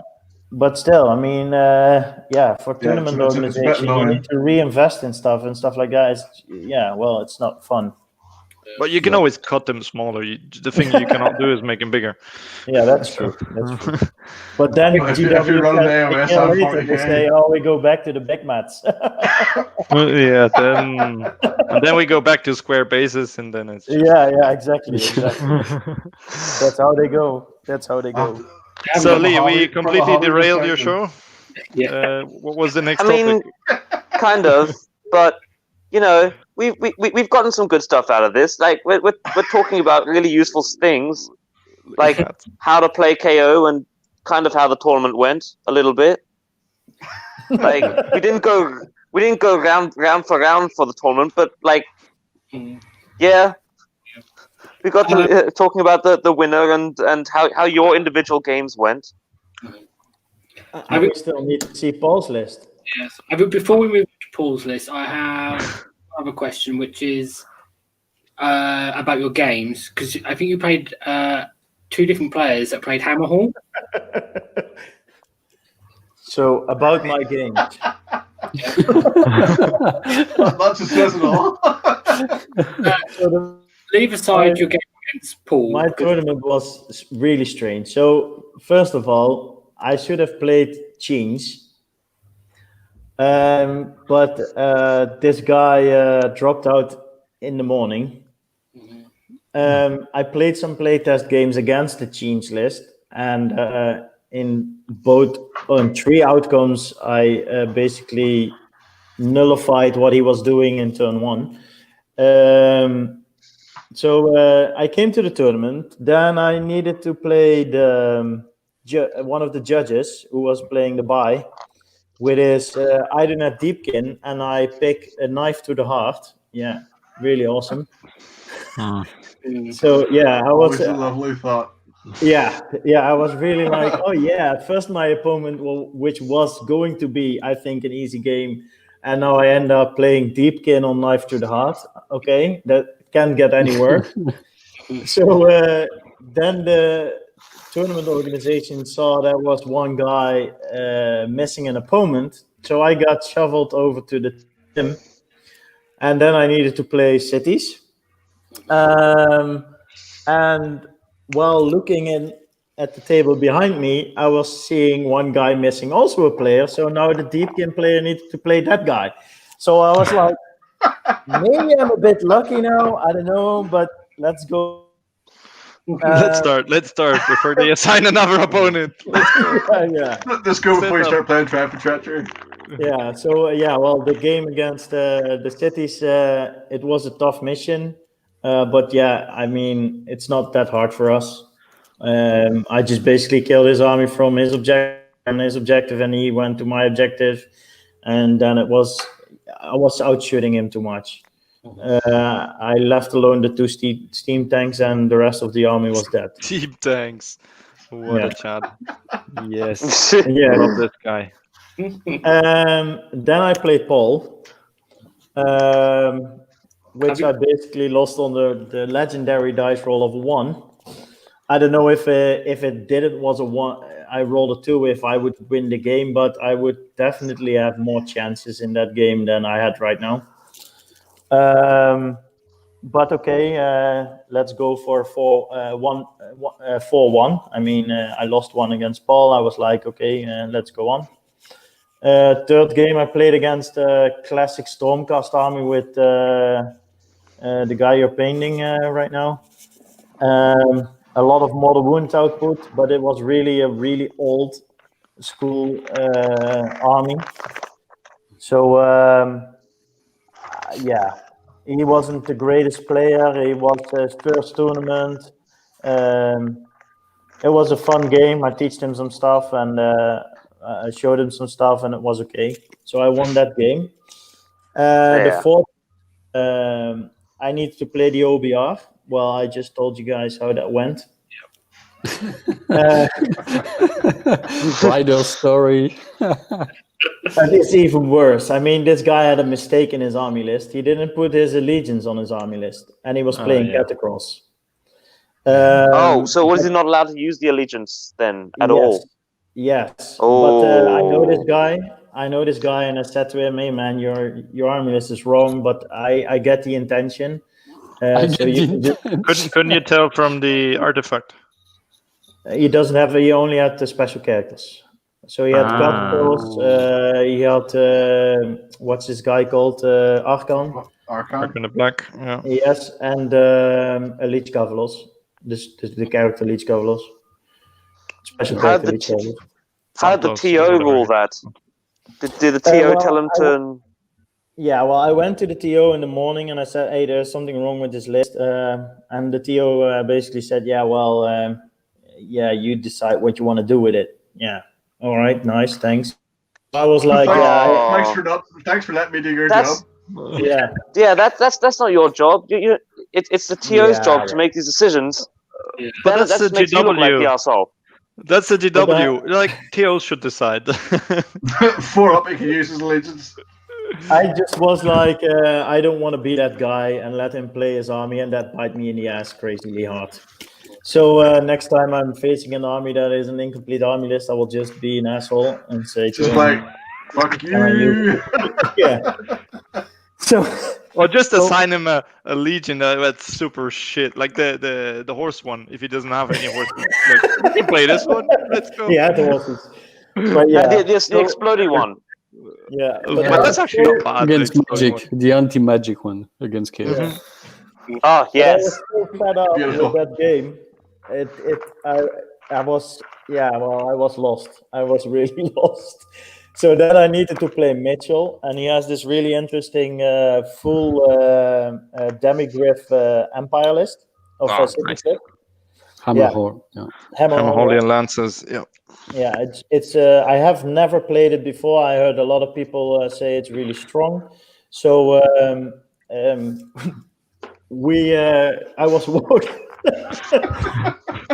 I was walking around at the tables, and I heard people saying that they were playing a mission with the heroes, and I didn't look which one. So we just picked the first mission we had with heroes, with the 3 objectives diagonal of each other. Arcane power. Arcane power. Yeah, which that's is the worst for horrible Chaos. It's the worst. Which is horrible for our army. And I was like, oh man, even this army, and then I have this also, and I was still fed up from the game before.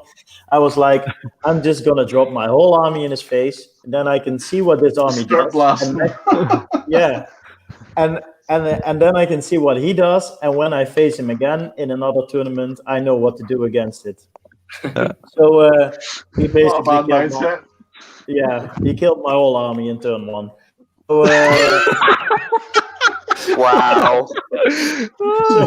I love So it. I And was like, everything's okay. battle shock immune on his side. Yeah. Yeah. Nice. and I was Yeah, like, no, but whatever. also it's a whole army that is on a 3+ save, so that's a bit tough for us if he's starting to roll good. Yeah, hitting on 2s, wounding on 2s, rerolling 1s. It's crazy. Mhm. But the funny thing is, then the game ended, and the TO came by us, and he said, "What mission are you playing?" I said, "Yeah, you should play the other one with the 4." I know it. you know? So that was Total Conquest that's Yeah. supposed to be played and not Arcane Power. Yeah. So it was well. a nice Off ending subject. to a nice event. Note to self. Yeah, note to self. Yeah, exactly. Note to self. Read the But back. yeah, I know. Read back. I think I did good in the games that I played. I had some bad luck with the dice. I messed up my last game pretty bad, but that was on my own intention. So I think all in all, I learned a lot. And next events, when I need to play a mirror match or those armies that I played, I know a lot better what to do against them. So for me, that's the victory of that weekend. That's great. That's good. Yeah. And it's interesting that you had that many mirror matches because the tournaments I played here, KO are still very new. I know of one other player who's a very, very competitive player. He's like top 5 in Germany. He plays KO, but his army is not painted because he doesn't give a shit about painting. He just wants to play, so he never gets first because he doesn't get the painting points. He's always the He always gets like 4th place or 3rd place. But why is he getting allowed? Because like one day is here. Because Yeah, if you say not fully painted, there's like 5 people will show up. That's why. If Okay. it's bigger tournaments, yes, of course, painted. But the smaller one dayers, there people have some gray armies. That's something we Dutch can teach you guys then. I mean, everyone who comes to our events having a painted army fully. Yeah, that's not- great. you're not even allowed. What we do is we have an incentive. We say, well, if you paint, you get like extra tournament points. If it's not painted, well, you probably cannot win, even if you go free. Yeah. we have our own painted rules, basically, which come down to if the TO comes to your table, he will take it goes to a table. He will take all the unpainted models off the table, and put them to the side, and then you can keep playing with that. Yeah.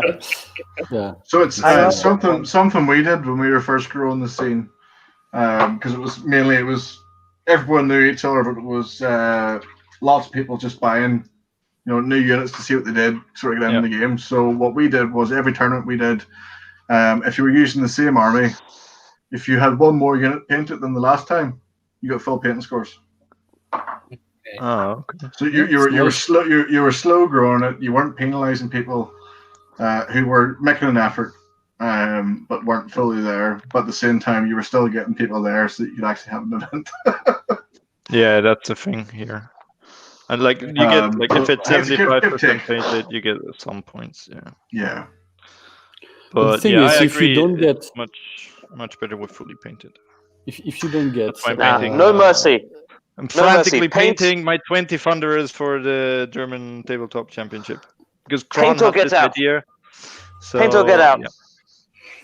That's how we do this. 20 Thunderers. If you don't like painting, guys, I know a guy who paints for a living. Yeah, but we don't like spending money. We're in the wrong hobby. No, I enjoy painting. It's just painting that many stuff within a week. Yeah. The tournament crunch. The tournament crunch. Yeah. The 20 Thunderer crunch. Yeah. I remember last time I painted that, I also had to paint 60 Arcanauts. That was 60. I played that tournament and I didn't play my KO again for about 6 months. Couldn't even look at them. You survived. That was a good while ago. Since the new book came out, all I've had to paint is the new Ender Master. Yeah, the annoying part is that I have a rather high standard for painting. I want my minis to look good, but it takes so long to paint these guys. Yeah, when you're finally done, you're like, oh yeah, that was worth it. But the whole time you're like, the fuck did I just do to myself? Why am I doing 5 different highlights on these gloves? Who came up with that idea? Who came up with the paint scheme? Grey over grey. So I'll kind of have for a tournament like KO, I've got a very simple color scheme, but with other armies, I kind of take more time. Armies I don't take to tournaments, and I'm just slowly painting up some Daughters of Cain at the moment. They're not going to get ready for another year or so, but I'm spending time with them. Oh yeah. KO. That's I've got it's gray, black, and silver with one highlight on each color, and you can just go, oh no, I need another unit. Just smash them out. Done. Yeah, it's more simple. No. Yeah. No. So, to Paul's list then. If we have to, okay. Back on track. You have all right. So, Paul, do you want to talk us through it? Yes. So this is the 2 battalions list. So 2 drops. So Iron Sky attacks Squadron and Iron Sky Command. So basically, you don't have. I mean, when you put these 2 battalions, you don't have so much you can play with. Or you put the Enrin Master with dirigible suit, or you put a foot hero to save 100 points so that you can put 3 more Enrin Riggers or something like this. But or you can put 10 more Arcanauts. But yeah, that's the list is what it is. So you have 3 heroes. You have the balloon guys hero. Then you have 2. I think you're missing 10 Arcanauts. You have 3 units of 10 Arcanauts. So 3 units of 10 Arcanauts. You have 2 of 3 Enrin Riggers, combat one, just with the grapnels, so that you can lock some units if you charge just one model. Always a good call. Yeah, that always works. And then you have two frigates and an ironclad with the mortar wounds on charge. Basically, this list is what I was mentioning before is pretty flexible. Like you can alpha strike, you can have like 10 Arcanaut screening and go for the double turn. You have the choice generally of shaping the game the way you want. And then you have quite a lot of mortar wound output, because you have this the battle ram on the ironclad. You have the Enrin Master with the bomblets. I need to tell you some stories about the bomblets. We like these stories. How many hits did you get? What was your maximum hits with the bomblets? No, well, actually, I did not do so good, because that was the first time I was using it in a tournament and overall. For against Peter, I just rolled a 1 on the first dice. So that's basically, the worst. Hang on, because I thought it was Peter that was meant to complain about rolling a 1. yeah, well, I could basically, that was not so good, because I killed a frigate with 10 Arcanauts inside turn 1, and I left 1 frigate with 1 wound alive. 4 wounds? Okay, yeah, it's the turn after that was 1 wound. Yeah. So basically, I needed 4 or 5 mortar wounds to delete the 2 frigates first turn. But yeah, basically, it's pretty flexible list, and you can still do pretty much on combat and charging. So it's a versatile list, because also you have this Enrin Master with Enrin Harness. So you have also some mortar wound output when the ironclad is charging. So with the battle ram, like it's average 4 mortar wounds. You fish a 6 with your Enrin Master. It's 7. You do a D3 with the bombs beginning of the combat phase. So you can do like 9 mortar wounds on the target just in combat before striking with any other damage. And you have the bomblets as well. So yeah, that's pretty solid and gives you some options. But then in terms of resilience and long game or late game, you have probably much less option than Dave's list or Peter's list, basically. Yeah. So yeah, first game was this mirror match against Tom, knife to the heart. I played a bit too risky, because I did not leave 1 frigate on an objective. But if I would have done that by alpha striking him, I was totally controlling the game. Sorry, Tom, that's my honest feedback from the game. But that was a great game. That was really nice. And Tom, in the end, had a chance to win the game with double turn. Second game was with Peter. So same tactic. I just alpha striked him, because I had his frigates that were my primary target at range. So I had the hope to kill the 2 frigates first turn, but at least, let's say, kill 1 frigate and prevent the other frigate to fly high. So that was done. So pretty happy about this.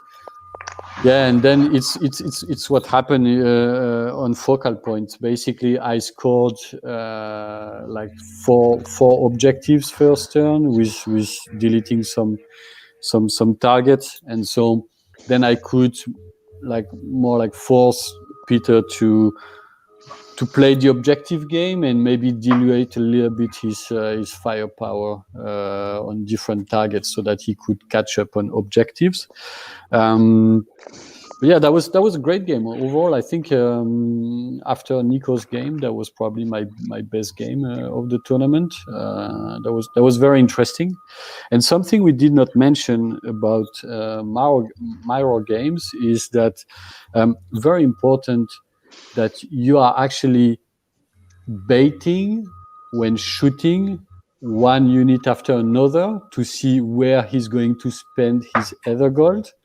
And that's something that has been very important against Tom and also against Peter. Yeah, something you need to. What I was finding out against you is when you play the mirror match, you're playing behind, you're popping your gold like crazy. You need to have everything to get your survivability up.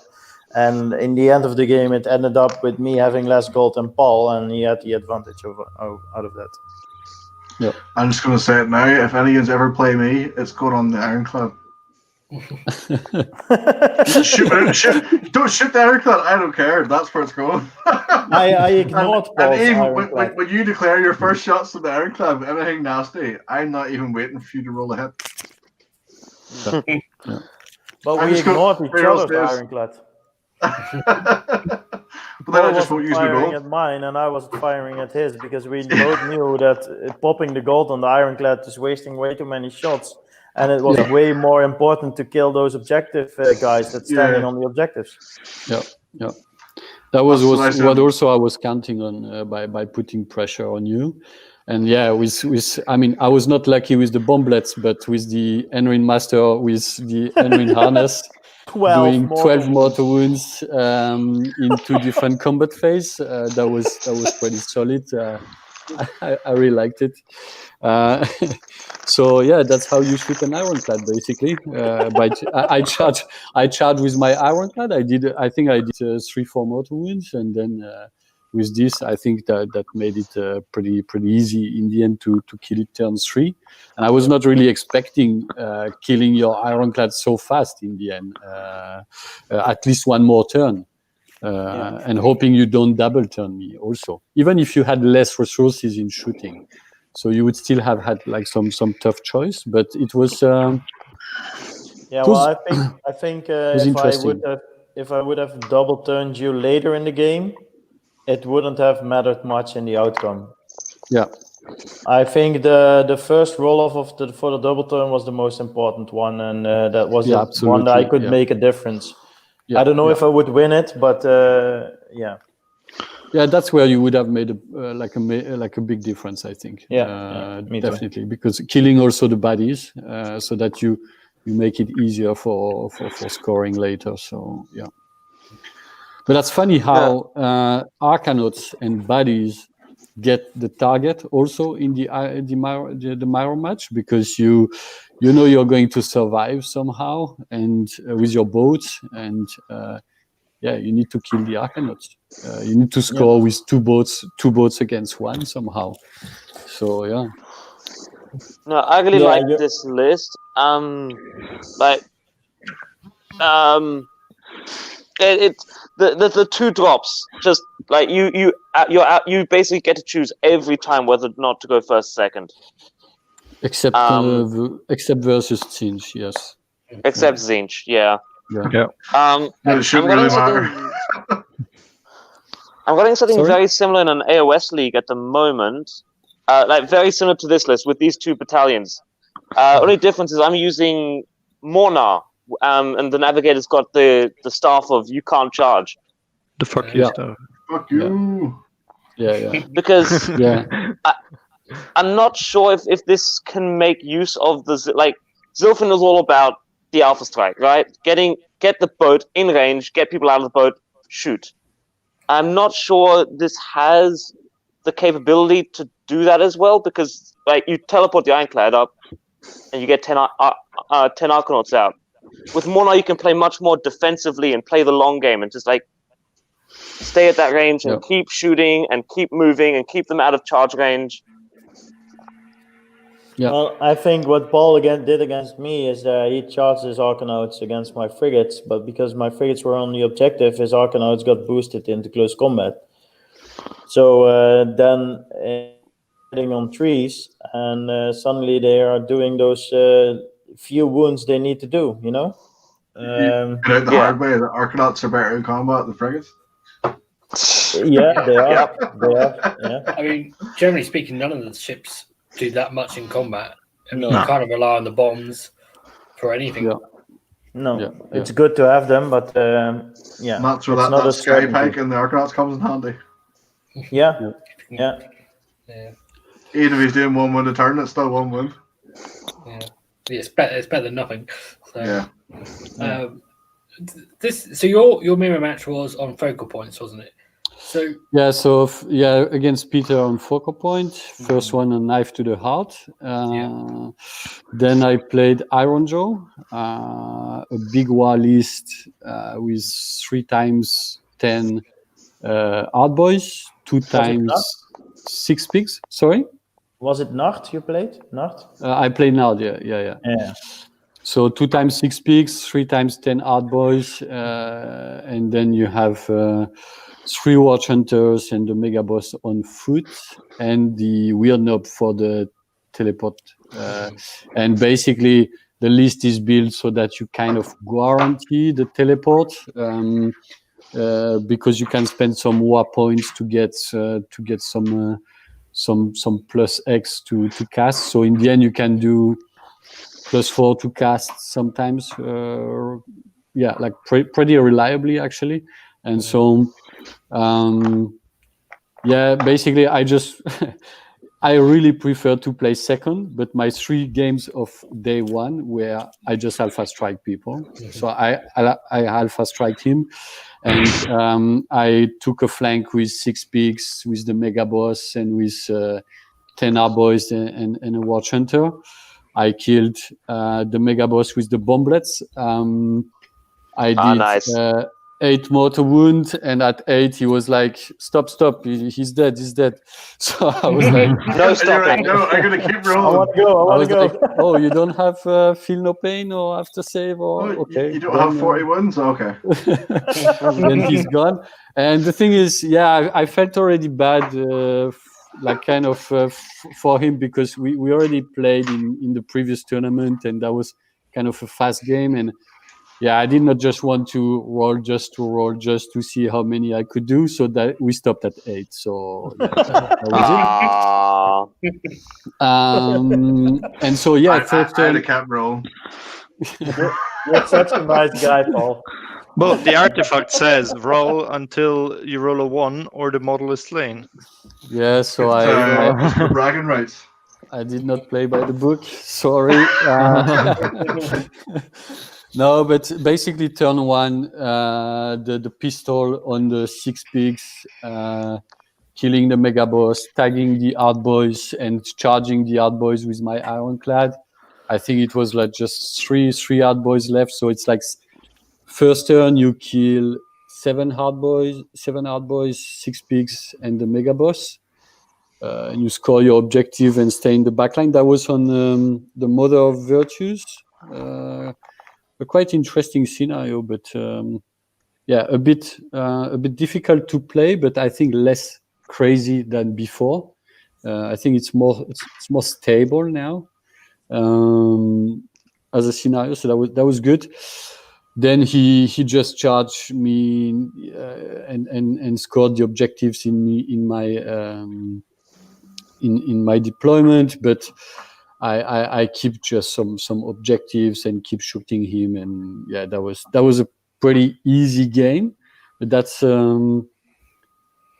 just by the nature of the matchup. So also, which is I can have hard times sometimes against Iron Joe, but it really depends. It needs to turn a bit more positive for the Iron Joe at some point of the game. Then I played Nico. Nico first game on Sunday.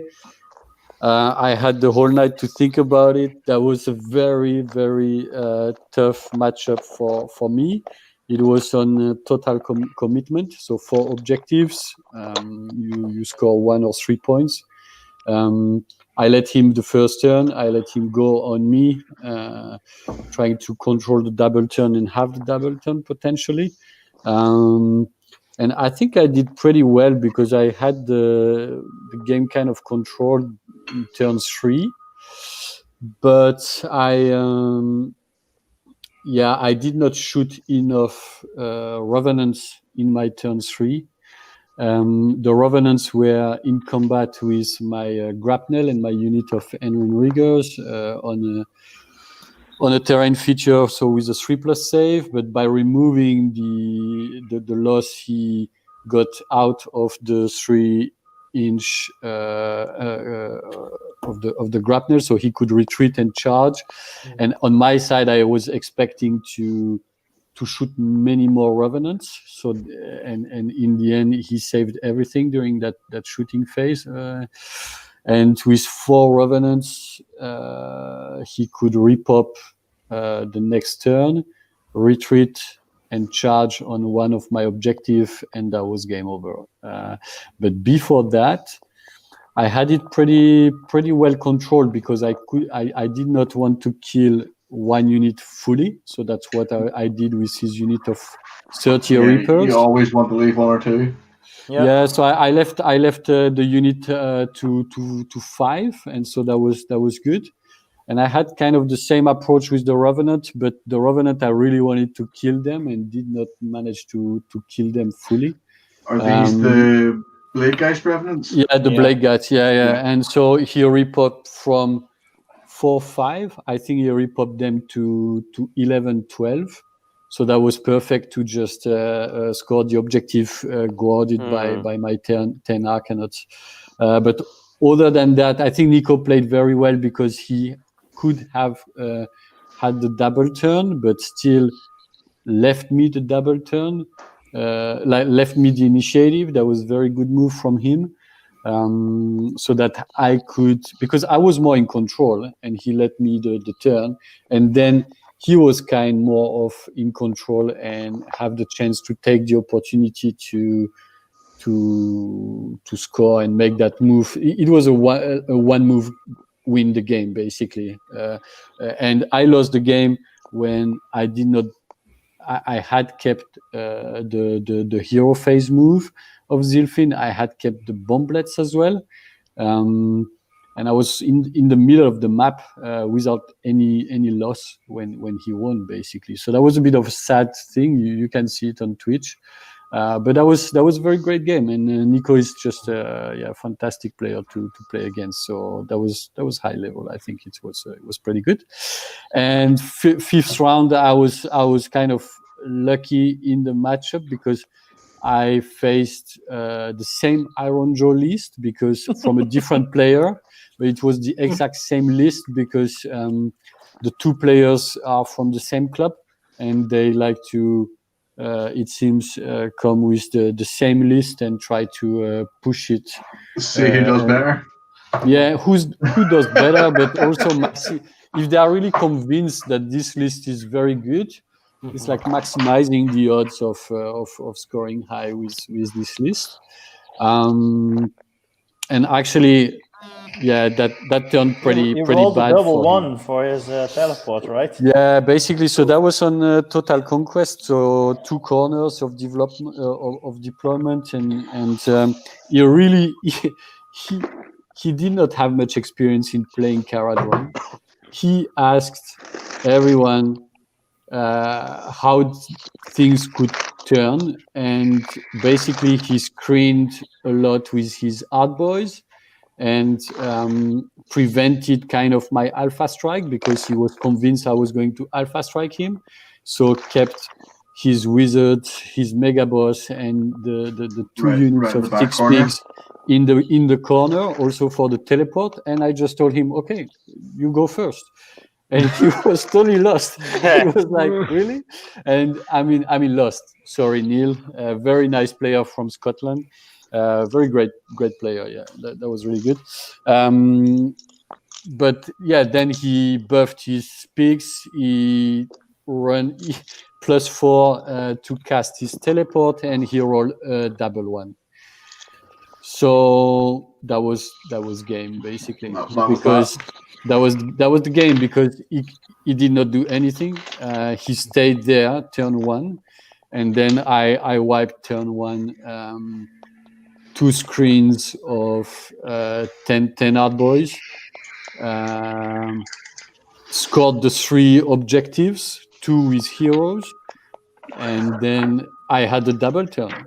So the game was pretty short. So that was a bit of a sad game, yeah, and I got a bit lucky here in the pairing, and that's how you finish second in a tournament, by being lucky, basically.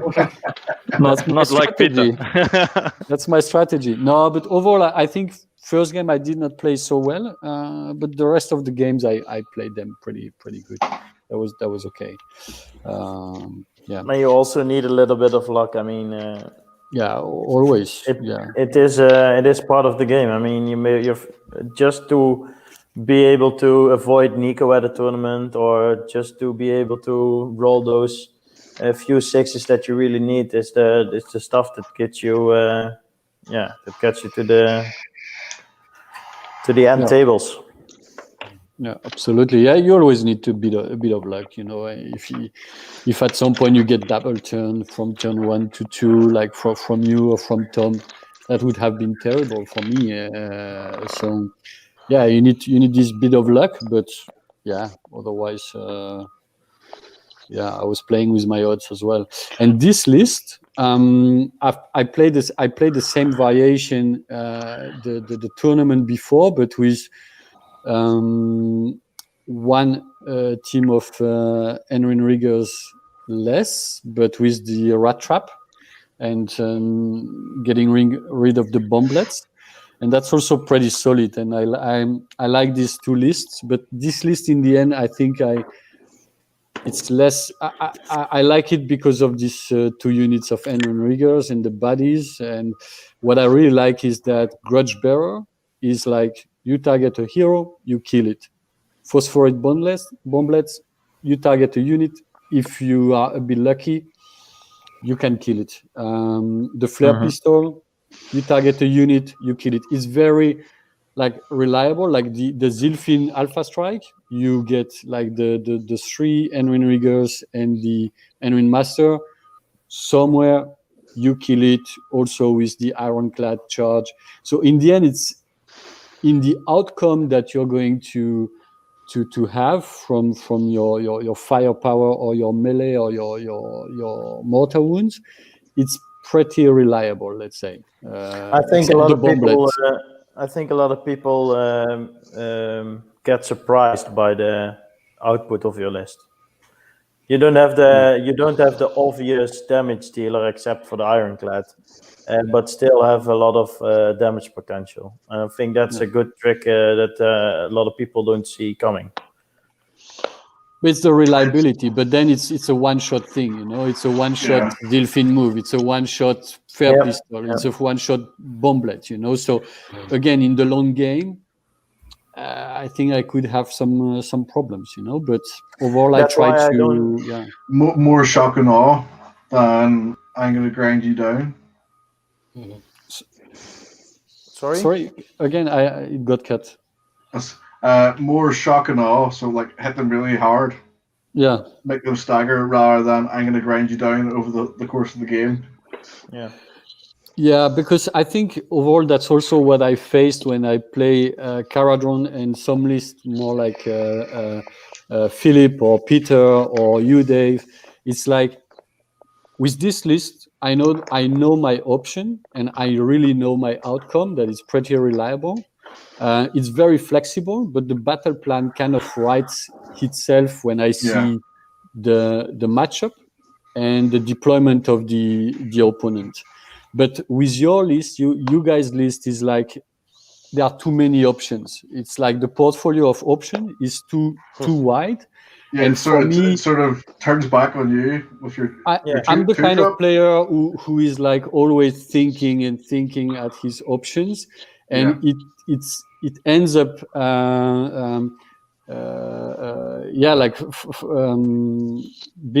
being bad for me, like that. I'm always giving you the bad checking choice. too much all my options, and then I end up maybe not going for the right one, or you become your own worst enemy. Yeah, exactly, absolutely. you're I don't know if overthinking it's what you also face, Dave, in some games, but it's too open sometimes. Yeah. All right. Then again, sorry, guys. You shouldn't be able to win every game. I gotta head off. Sorry. Well, Well, thank you very much for thank joining you. us, Rod. Thank you. But for it joining was us. great. It was great. It was great having you guys on. Yeah, no. Like, there's some really like unique and super interesting lists here. Yeah. I just hope people can get something from listening to you guys. And yeah, the most rambly episode of Aethercast to date, and that's saying something because we've had some rambly episodes. I think Nice the to previous hear. one with Dave after you left, Cron, when I was interviewed Dave, that was pretty rambly. I was All given right. free rein, and you took the brunt of it. I'm sorry. I don't know. Pretty much All every right. episode ends up a ramble. So All right, Alec, take care. Catch ya. See Take you, care, man. Alex. see you soon, buddy. Yeah, so that's that. So in the end, I feel, I mean, now it's like I've played like 50, 60, I don't know, 70 games with KO, and I feel I would be more comfortable to play with a list like Peter's one or Dave with very high drop. But yeah, let's see in the coming That's games. probably because it's less specialized into. You're not as good at one thing, but you have more options.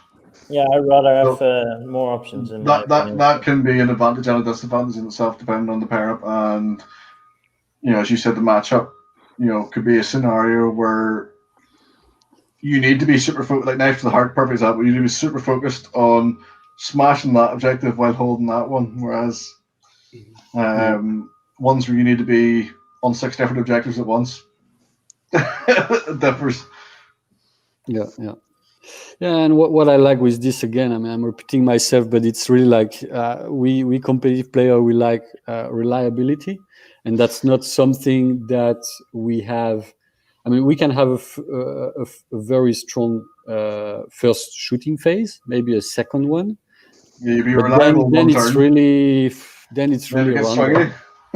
Then it gets really stringy. It is 4+3+ of the Grapner or the D6 shots, or it's 3+3+. So that's not that's not really reliable. And that's also why, for instance, I don't like so much gun holders when you have already 3 boats, because gun holders sometimes they can do 5 damage, 6 damage, and in a lot of cases just 1.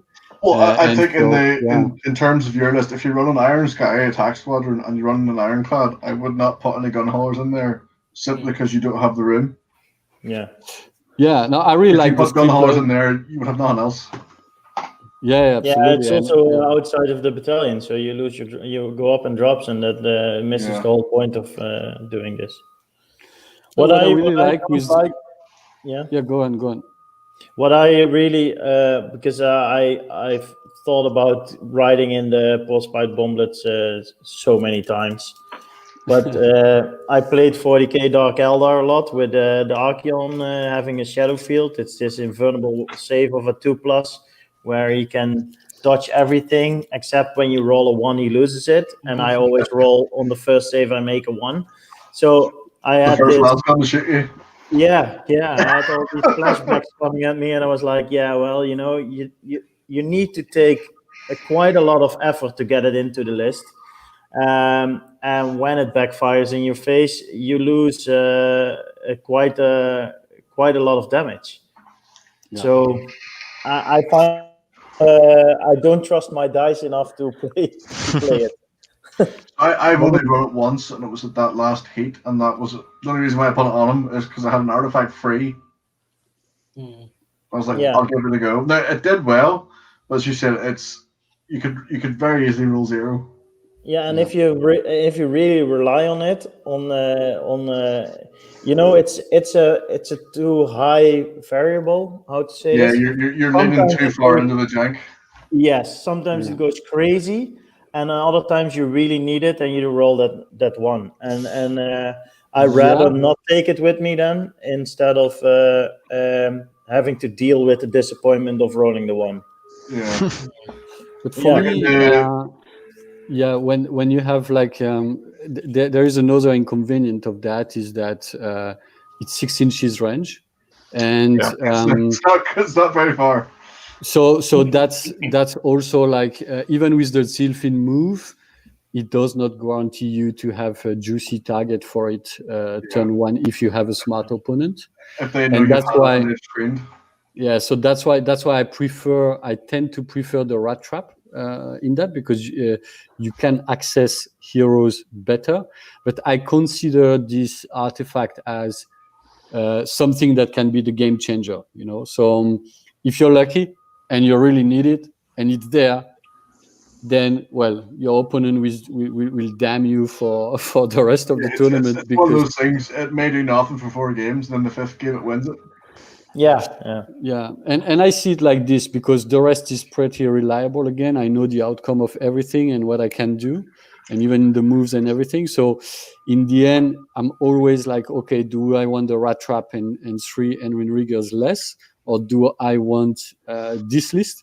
And with this list, I have 3 more baddies that also count in the mirror match, also to keep some objectives in the back. And I have this Enrin Master with Enrin Harness, who did not do so much, but when he's doing something, he's doing it really well, So that's what killed the Ironclad of Peter, for instance. So in the end, the Enrin Master with Enrin Harness is the hero. Like when I opened the book, I was like, okay, this one I will never play it, and I tend to actually like it more and more, So, and that also brings more flexibility again in my list. When you charge with an Ironclad, there is this guy inside, or you can go with the Enrin Master with dirigible shoots somewhere else. This guy is healing, so it's D3+1 for your Ironclad. And so these small details make a difference in the end. And I think now I prefer this list than the rat trap list in the end. But it's difficult choice. 1 point make off there and another one. The one you just said there. And if you know you're going to get the Ironclad hit really hard, and you sort of think, I can get that to survive in 2 wounds, you can sort of deploy previously with the Engine Master and Dredgy Suit and their Engine Riggers, sort of behind it. Mm-hmm. That, I'm 2 wounds left, but all of a sudden I'm healing 4 plus D3, plus I'm rolling 6 dice, CP that, re-roll them. You can get back up to 12 or 14 dice, and that's the difference of Absolutely. I can fly high to there, or I'm stuck here.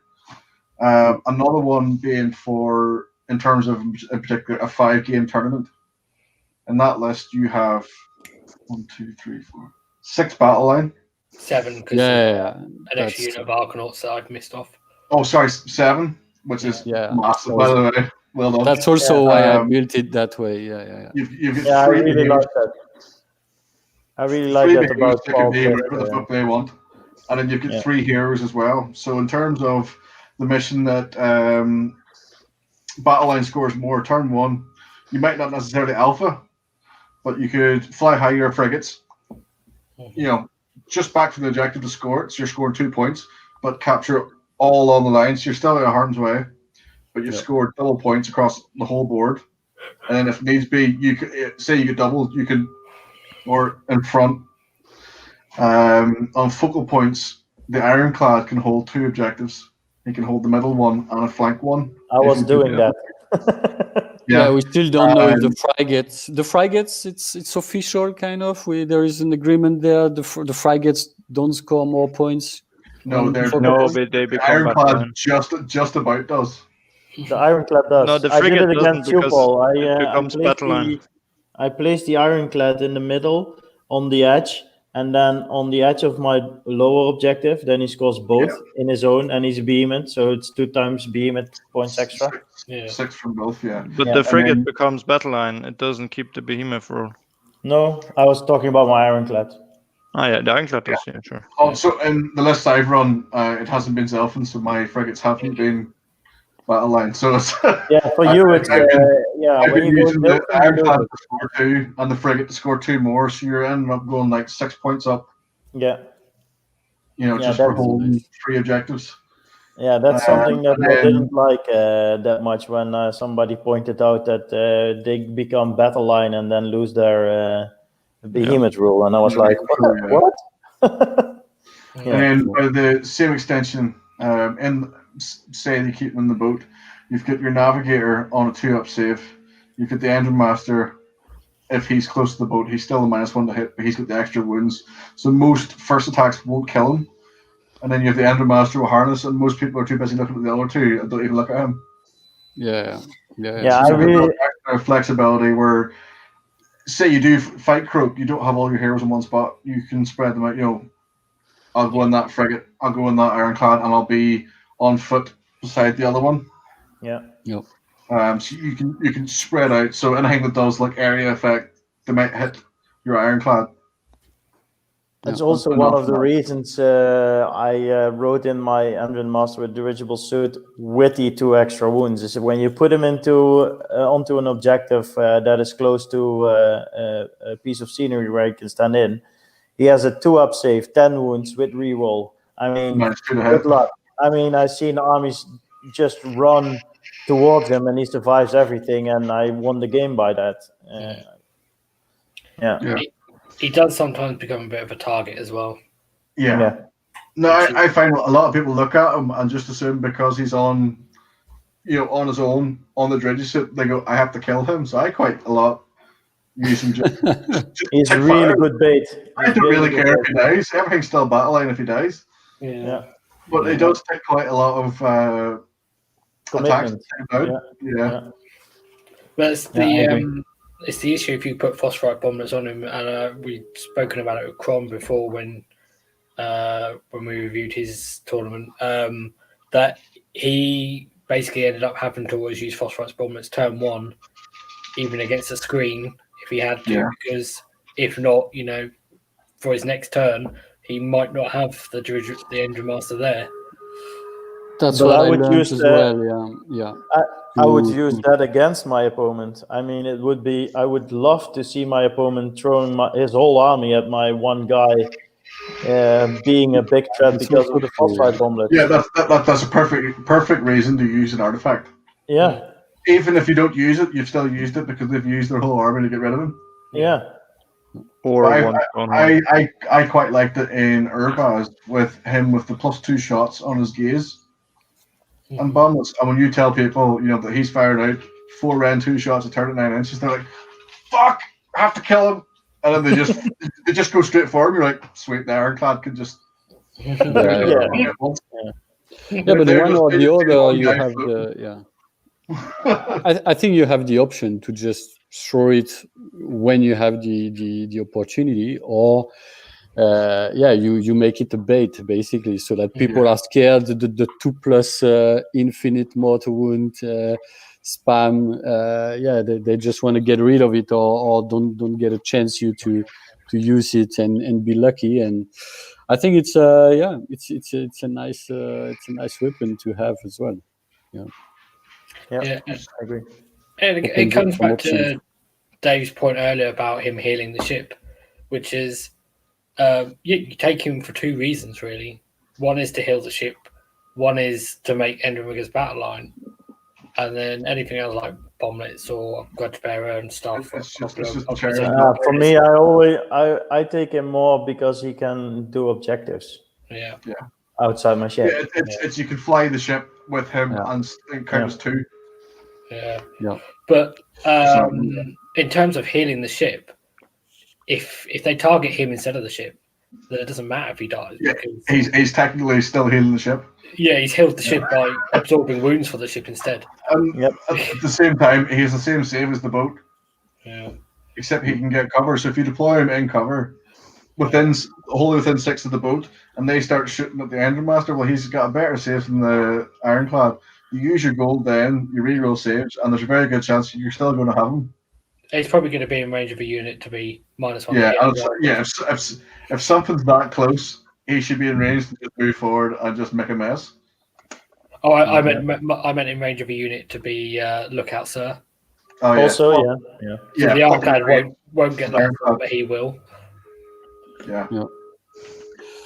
Yeah, and we did not speak so much about grudge bearer, but I just love this common trait. For me, that's another guaranteed damage on heroes, because generally in Kharadron you it's difficult to to kill small heroes because of the minuses to hit, or they are hidden here and there, and you don't want to spend too much resources on it.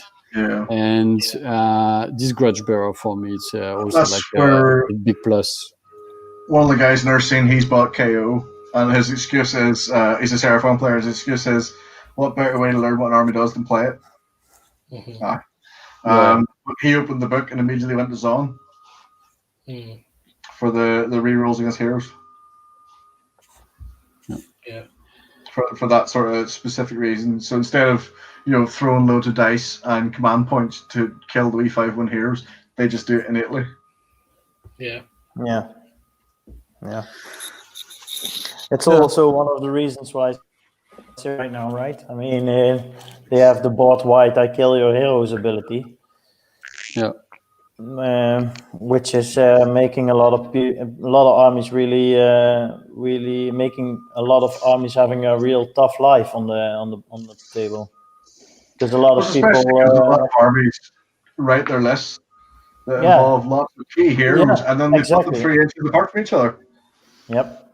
Which you're just asking to get shot or get hit with a prime or get hit with Warp Lightning Vortex or whatever area effect mortal wounds you can do. It's like you can be -12 for all you hit. I'm still doing mortal wounds to you. Yeah. Whereas KO is that nice situation where you can put a hero over there, one over there, one there, and it doesn't really change. I'm curious. Do you still think that, Dave? Do you think the Warp Lightning Vortex is? How do you feel about the Warp Lightning Vortex? Do you really want that answer? Yeah. Yes. No, not just Warp Lightning Vortex spell in the bottle. I do not rate at all. You don't like it? No, it funnels your list into one specific thing, way of writing it. Which to take it one, you pretty much have to go Zelfin to get full use out of it. You're obliged to go Zelfin. I've seen people trying to run it in Nar and stuff, and it's like, well, you've just shot yourself in the foot right there. Because most of your potential is now out the window because you have no way of deploying it. So you sort of use it like the old way you used to use the meteor in back in the day fantasy. You put it where you didn't want people to go. I just don't like all the. Also, for one, I don't like chemists, and two, I don't like all the points you have to invest in it. Yeah, I don't like the chemist neither. That's a bit of a weird statement, but I think I think that's really a tax. Yeah, I used to. That was my biggest gripe about the old book, where there was at least one chemist in every book. My final list at the end, I was only running one hero. It was a chemist. One because he had to be there, and two to buff the shots. As soon as he lost that buff the shots, I was like, yeah, I don't want him anymore. Yeah. Well, it's still interesting with the Thunderers and the -2 to hit, but I feel it's a bit you're giving your list for a specific type of situation. Mm-hmm. So the shot isn't bad to rend. It's getting them there is the problem. Yeah. And then hitting them with them is the problem. Well, if you play even when you roll 14 shots, you're maybe still only getting 2 wins. Well, he has a gold, and you can roll the 3d6 before using his gold, because this says before you make an attack, and now you're just determining the shots. So if you roll knight, you get 15 shots, maybe. Or but I'll still say, okay, reroll hit. Yeah, he is -2. I mean, to rend, he can kill a hero. Yeah. When I played the Ogre players last, the reason why I was able to do so much damage was the fact that he got in range of my Engine Master with Dredgy Suit. With the +2 shots and gaze and bomblets, he got in range of the Chemist. He got in range of all my 12-inch cannon, or the carbines. He got in range of the Fumigators. He was in range of the Admiral's pistol. Everything was shooting. And the one Stonehorn that was ignoring Ren 1, I just put all the Ren 2 into him. So you had the Chemist firing 3d6 shots. You had the Admiral, or the Engine Master firing 4 Ren 2 shots, D3 damage. You have the grapnels going on there, So it was nice in that respect, but usually you don't get the Chemist in to 9-inch range until you don't want them there. What I found about the Warp Lightning Vortex is I'm seeing people deploying so you cannot put it where you want to put it. Yeah. Yeah. So you're suddenly stuck with putting this big triangle inside an army where they just put all the models, so you cannot put it, and then you end up putting it in front. I've talked with some guys in the Discord that they say even if you put it in front, it does a lot. But for me, it kind of beats the purpose to put 170 points in something that I don't get full potential out of. But also, in front I is so don't much know- better I don't because know now about they you have guys, to walk through it. but there's that much teleporting and redeploying and ignoring mortal wounds. A lot of the time, they're just like, Yeah. like I remember this time last year, I was running my dragons list, and everyone kept trying to use Warp Lightning Vortex on me, and they're like, "Oh, your dragons can't fly," and I do D3 mortal wounds. It's like, sweet, I ignore one of those two. I'll just heal the other one up. Oh, you can't fly. Well, I'm movement 27, so I don't really care. No, And then exactly. you get the charge phase. You go, I'm 3 inches in front of you, and I now fly. Or in the case of KO, they just go straight out of it. Or Seraphon just out of it, dispel, whatever. Yeah, but the thing also, I mean, because I've, the first mirror match was against Tom. He had the rat trap, and I was really thinking, okay, I really thought about my deployment and sacrificing. If I don't alpha strike him, I need to deploy 2 lines of Arcanauts that in the end prevent him to place the first pillar wholly within 13 where he wants. So that's a key piece right there. Exactly. So the first pillar needs to be before my screen. And so with this, he would not have reached the key heroes. The maximum, yeah. By setting up the vortex, he hits the Arcanauts. Yeah, exactly. And then the rest on the 4+. 180. The rest on the 4+, maybe one target on the 3+, but that's basically it. And then that's very random. That's And so that's why the whole thing with it. A good player knows how to deploy against it, and then you will lose so much damage output from quite a point sink, in my opinion. So that's I can say about our meta here in particular, because we played change hosts and stuff like that there for so long. Like the screening is on point. If you try to drop a Lightning Vortex in somebody's face, you're hitting chaff. Exactly. Yeah, absolutely, absolutely. And then you hit like maybe just 1 or 2 units reliably, and they just don't care. Now, if I was to take Spell in the Bottle, which I'll never do, it will be Shackles or it will be Downits, and it will not be -1 to hit with Downits. It'll be -1 attack. I've thought about the shackles because they are so low in points. The rat trap back in the day, it wasn't the Warp Lightning Vortex that kept you there. It was Shackles. Yeah. This is when people were casting against my dragons. They missed that key point. The Shackles halves my movement, so I'm not movement 27. And then the Vortex stops me from flying and stops me from running. So all of a sudden, I'm stuck. So it's going to be 2 or 3 turns unless I unbind it. But yeah, Shackles, cast it in front of me. So if anything tries to come at me, you can affect their movement. If you mix that with fuck you staff, you're whatever fails from Shackles, you just use the staff on. If you're fighting the likes of Ills, and you've used the chemist and the 2 fumigators and the thunders in the V shape to bait them in, and you've cast Geminids in front of them, you can get the -2 to hit and -1 attack. Yeah, the thing with Spell in the Bottle is just the spell is a movement blocker. And the Warp Lightning Vortex is a 24-inch radius, no fly zone, and no run. That's the no fly. Okay, some armies don't even have fly, so that's a waste. But no run. I also then switched over to the Realmscore Rupture, which is also nice because it guarantees half movement, maybe even for 2 rounds. But it's a point sink. And a point a lot of people don't say as well is yes, it blocks movement at half. It does whatever. That's assuming but it's still there. Yeah. But that's the thing. We can redeploy the entire army to where we want to project our power. That's the advantage of KO. That's great. We can bring our shooting into range. Wherever shooting armies, maybe only half of the army is in range. So we just go to one side, shoot stuff what's up there, and in the same time we want to slow down what's on the other side. The other side, yeah.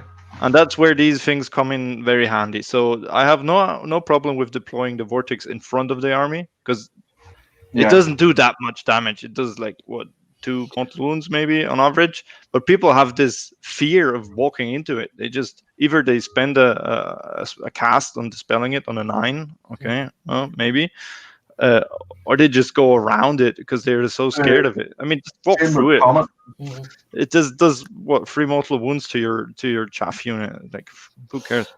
Well, in average, a well placed vortex, it's like 15 to 25 mortal wounds. Yeah, in but the again, game. If there's a lot of units. You cannot place it like that. If there are a lot of units and on the long run. But the thing is, on my side, Yeah.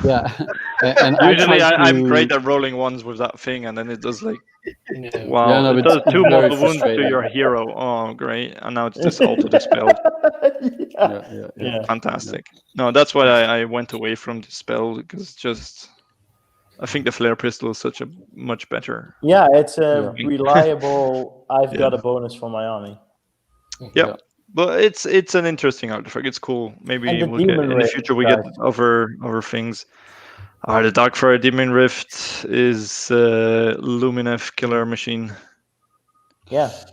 Awesome. Yeah. Without 10 mortal wounds at everyone.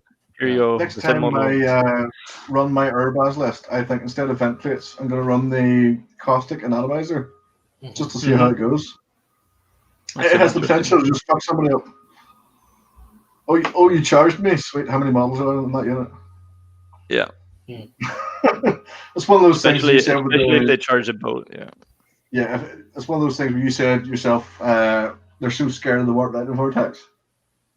If they charge a 40 man or 60 man unit in there, all of a sudden they're like, fuck. It's like at that last tournament, at the unit of 3 Skywardens on the objective, and he made his 40 skinks fly.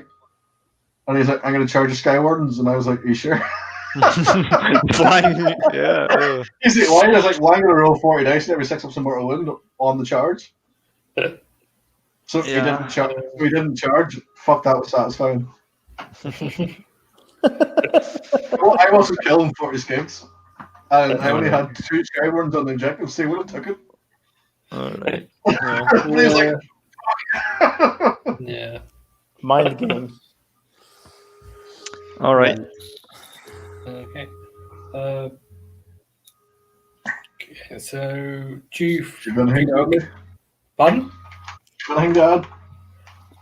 I don't think so. I mean, spelling the bottle is a massive conversation that I could go on about for ages. I think if a nerf is coming at the end of the year, it will be spelling the bottle. And I think it will be generic spells only. So no bound and no faction specific ones. Just simply because they've sold enough faction specific ones. Geminids can be interesting still. Geminids. Geminids is the way to go. The shackles, the bridge. Yeah. Guys, I'll have to run out. I'm waking up very early tomorrow, and I'm an old man, looking young but still old man, and so I'll have to bounce. So, Lee, thank you for inviting me in the show. I think that was really good to discuss with all of you. Great admirals that I can always learn from. That was great to exchange with you guys, and looking forward to our next discussions. Basically, it was good to meet everyone. That's great. To the names. Thank you very much for coming on, Triana. I think we can probably actually call an end to the show as well, because I think we've covered most things. It's been a really interesting, but also a really fun chat as well. Lots of laughter on this one. Thank you all. See, for coming we on. dwarves can laugh. We dwarves Yes. can laugh. Yeah, we don't It's not just all go. gravel. We're not elves. Yeah. Yeah. Thank you both for coming on, for joining us, and Dave and Max, and Con is already gone, but thank you to yourselves as well. And to everyone that's watching, hit like and hit subscribe and comment and all that stuff, because that's what you got to do, isn't it? So, That's not what you think. And does anyone have anything? Scar, do you want to plug your business? My business. Yes. Oh yeah, no, yeah. Well, I run a painting business. If nobody understand before, but Scar's Miniature Madness. So I'm running this on my own for 7 years now in a row, making it my full-time job. So I'm lucky to do this for a full-time job. So yeah, if you want something painted by me, you can always contact me. I'm your guy. Yeah. If you cover the painting models. We expect a discount. KO discount. I can maybe I can do something for a giveaway for you guys that you can give away a model painted by me or something for one of the listeners if you prefer in a future Aethercast. Ooh, Yeah. Oh, that's nice. that's cool. Prizes. Nice. Sponsorship. Try to get the prize. Send me a link to your page. I'll pass it on to the guys. I'm sure there's quite a few will take you up on As long as people don't give me an Archeon to paint, I'm fine. that. More like 4 million skinks. Or an ironclad, for example. No. Or an iron. No, one ironclad's enough for anyone. Yeah. I'm thinking about painting my second one, but When you think about it a little bit more, you're like, fuck that. yeah. Come on, we are going to go to sleep. Don't open the 2 ironclad list discussion. Peter, I'm going to bounce. I'm tired. Yeah, it's okay. So, see you guys. That was great to talk to you. And let's keep talking on the chat. Goodbye. Good night. Bye. I'm just going to say one more thing, and then I'm going to end the show, which is 2 ironclads is not enough. Go for I was 3. waiting for that. Go for 3. 3 ironclads. That's the way. And on that bombshell, you know what to do. Hit like, hit subscribe, and Ironclad. trust Aethermatics, and hate elves. Yeah. Good. fuck the Right. will. Not beard. Thank you very much for watching. Bye.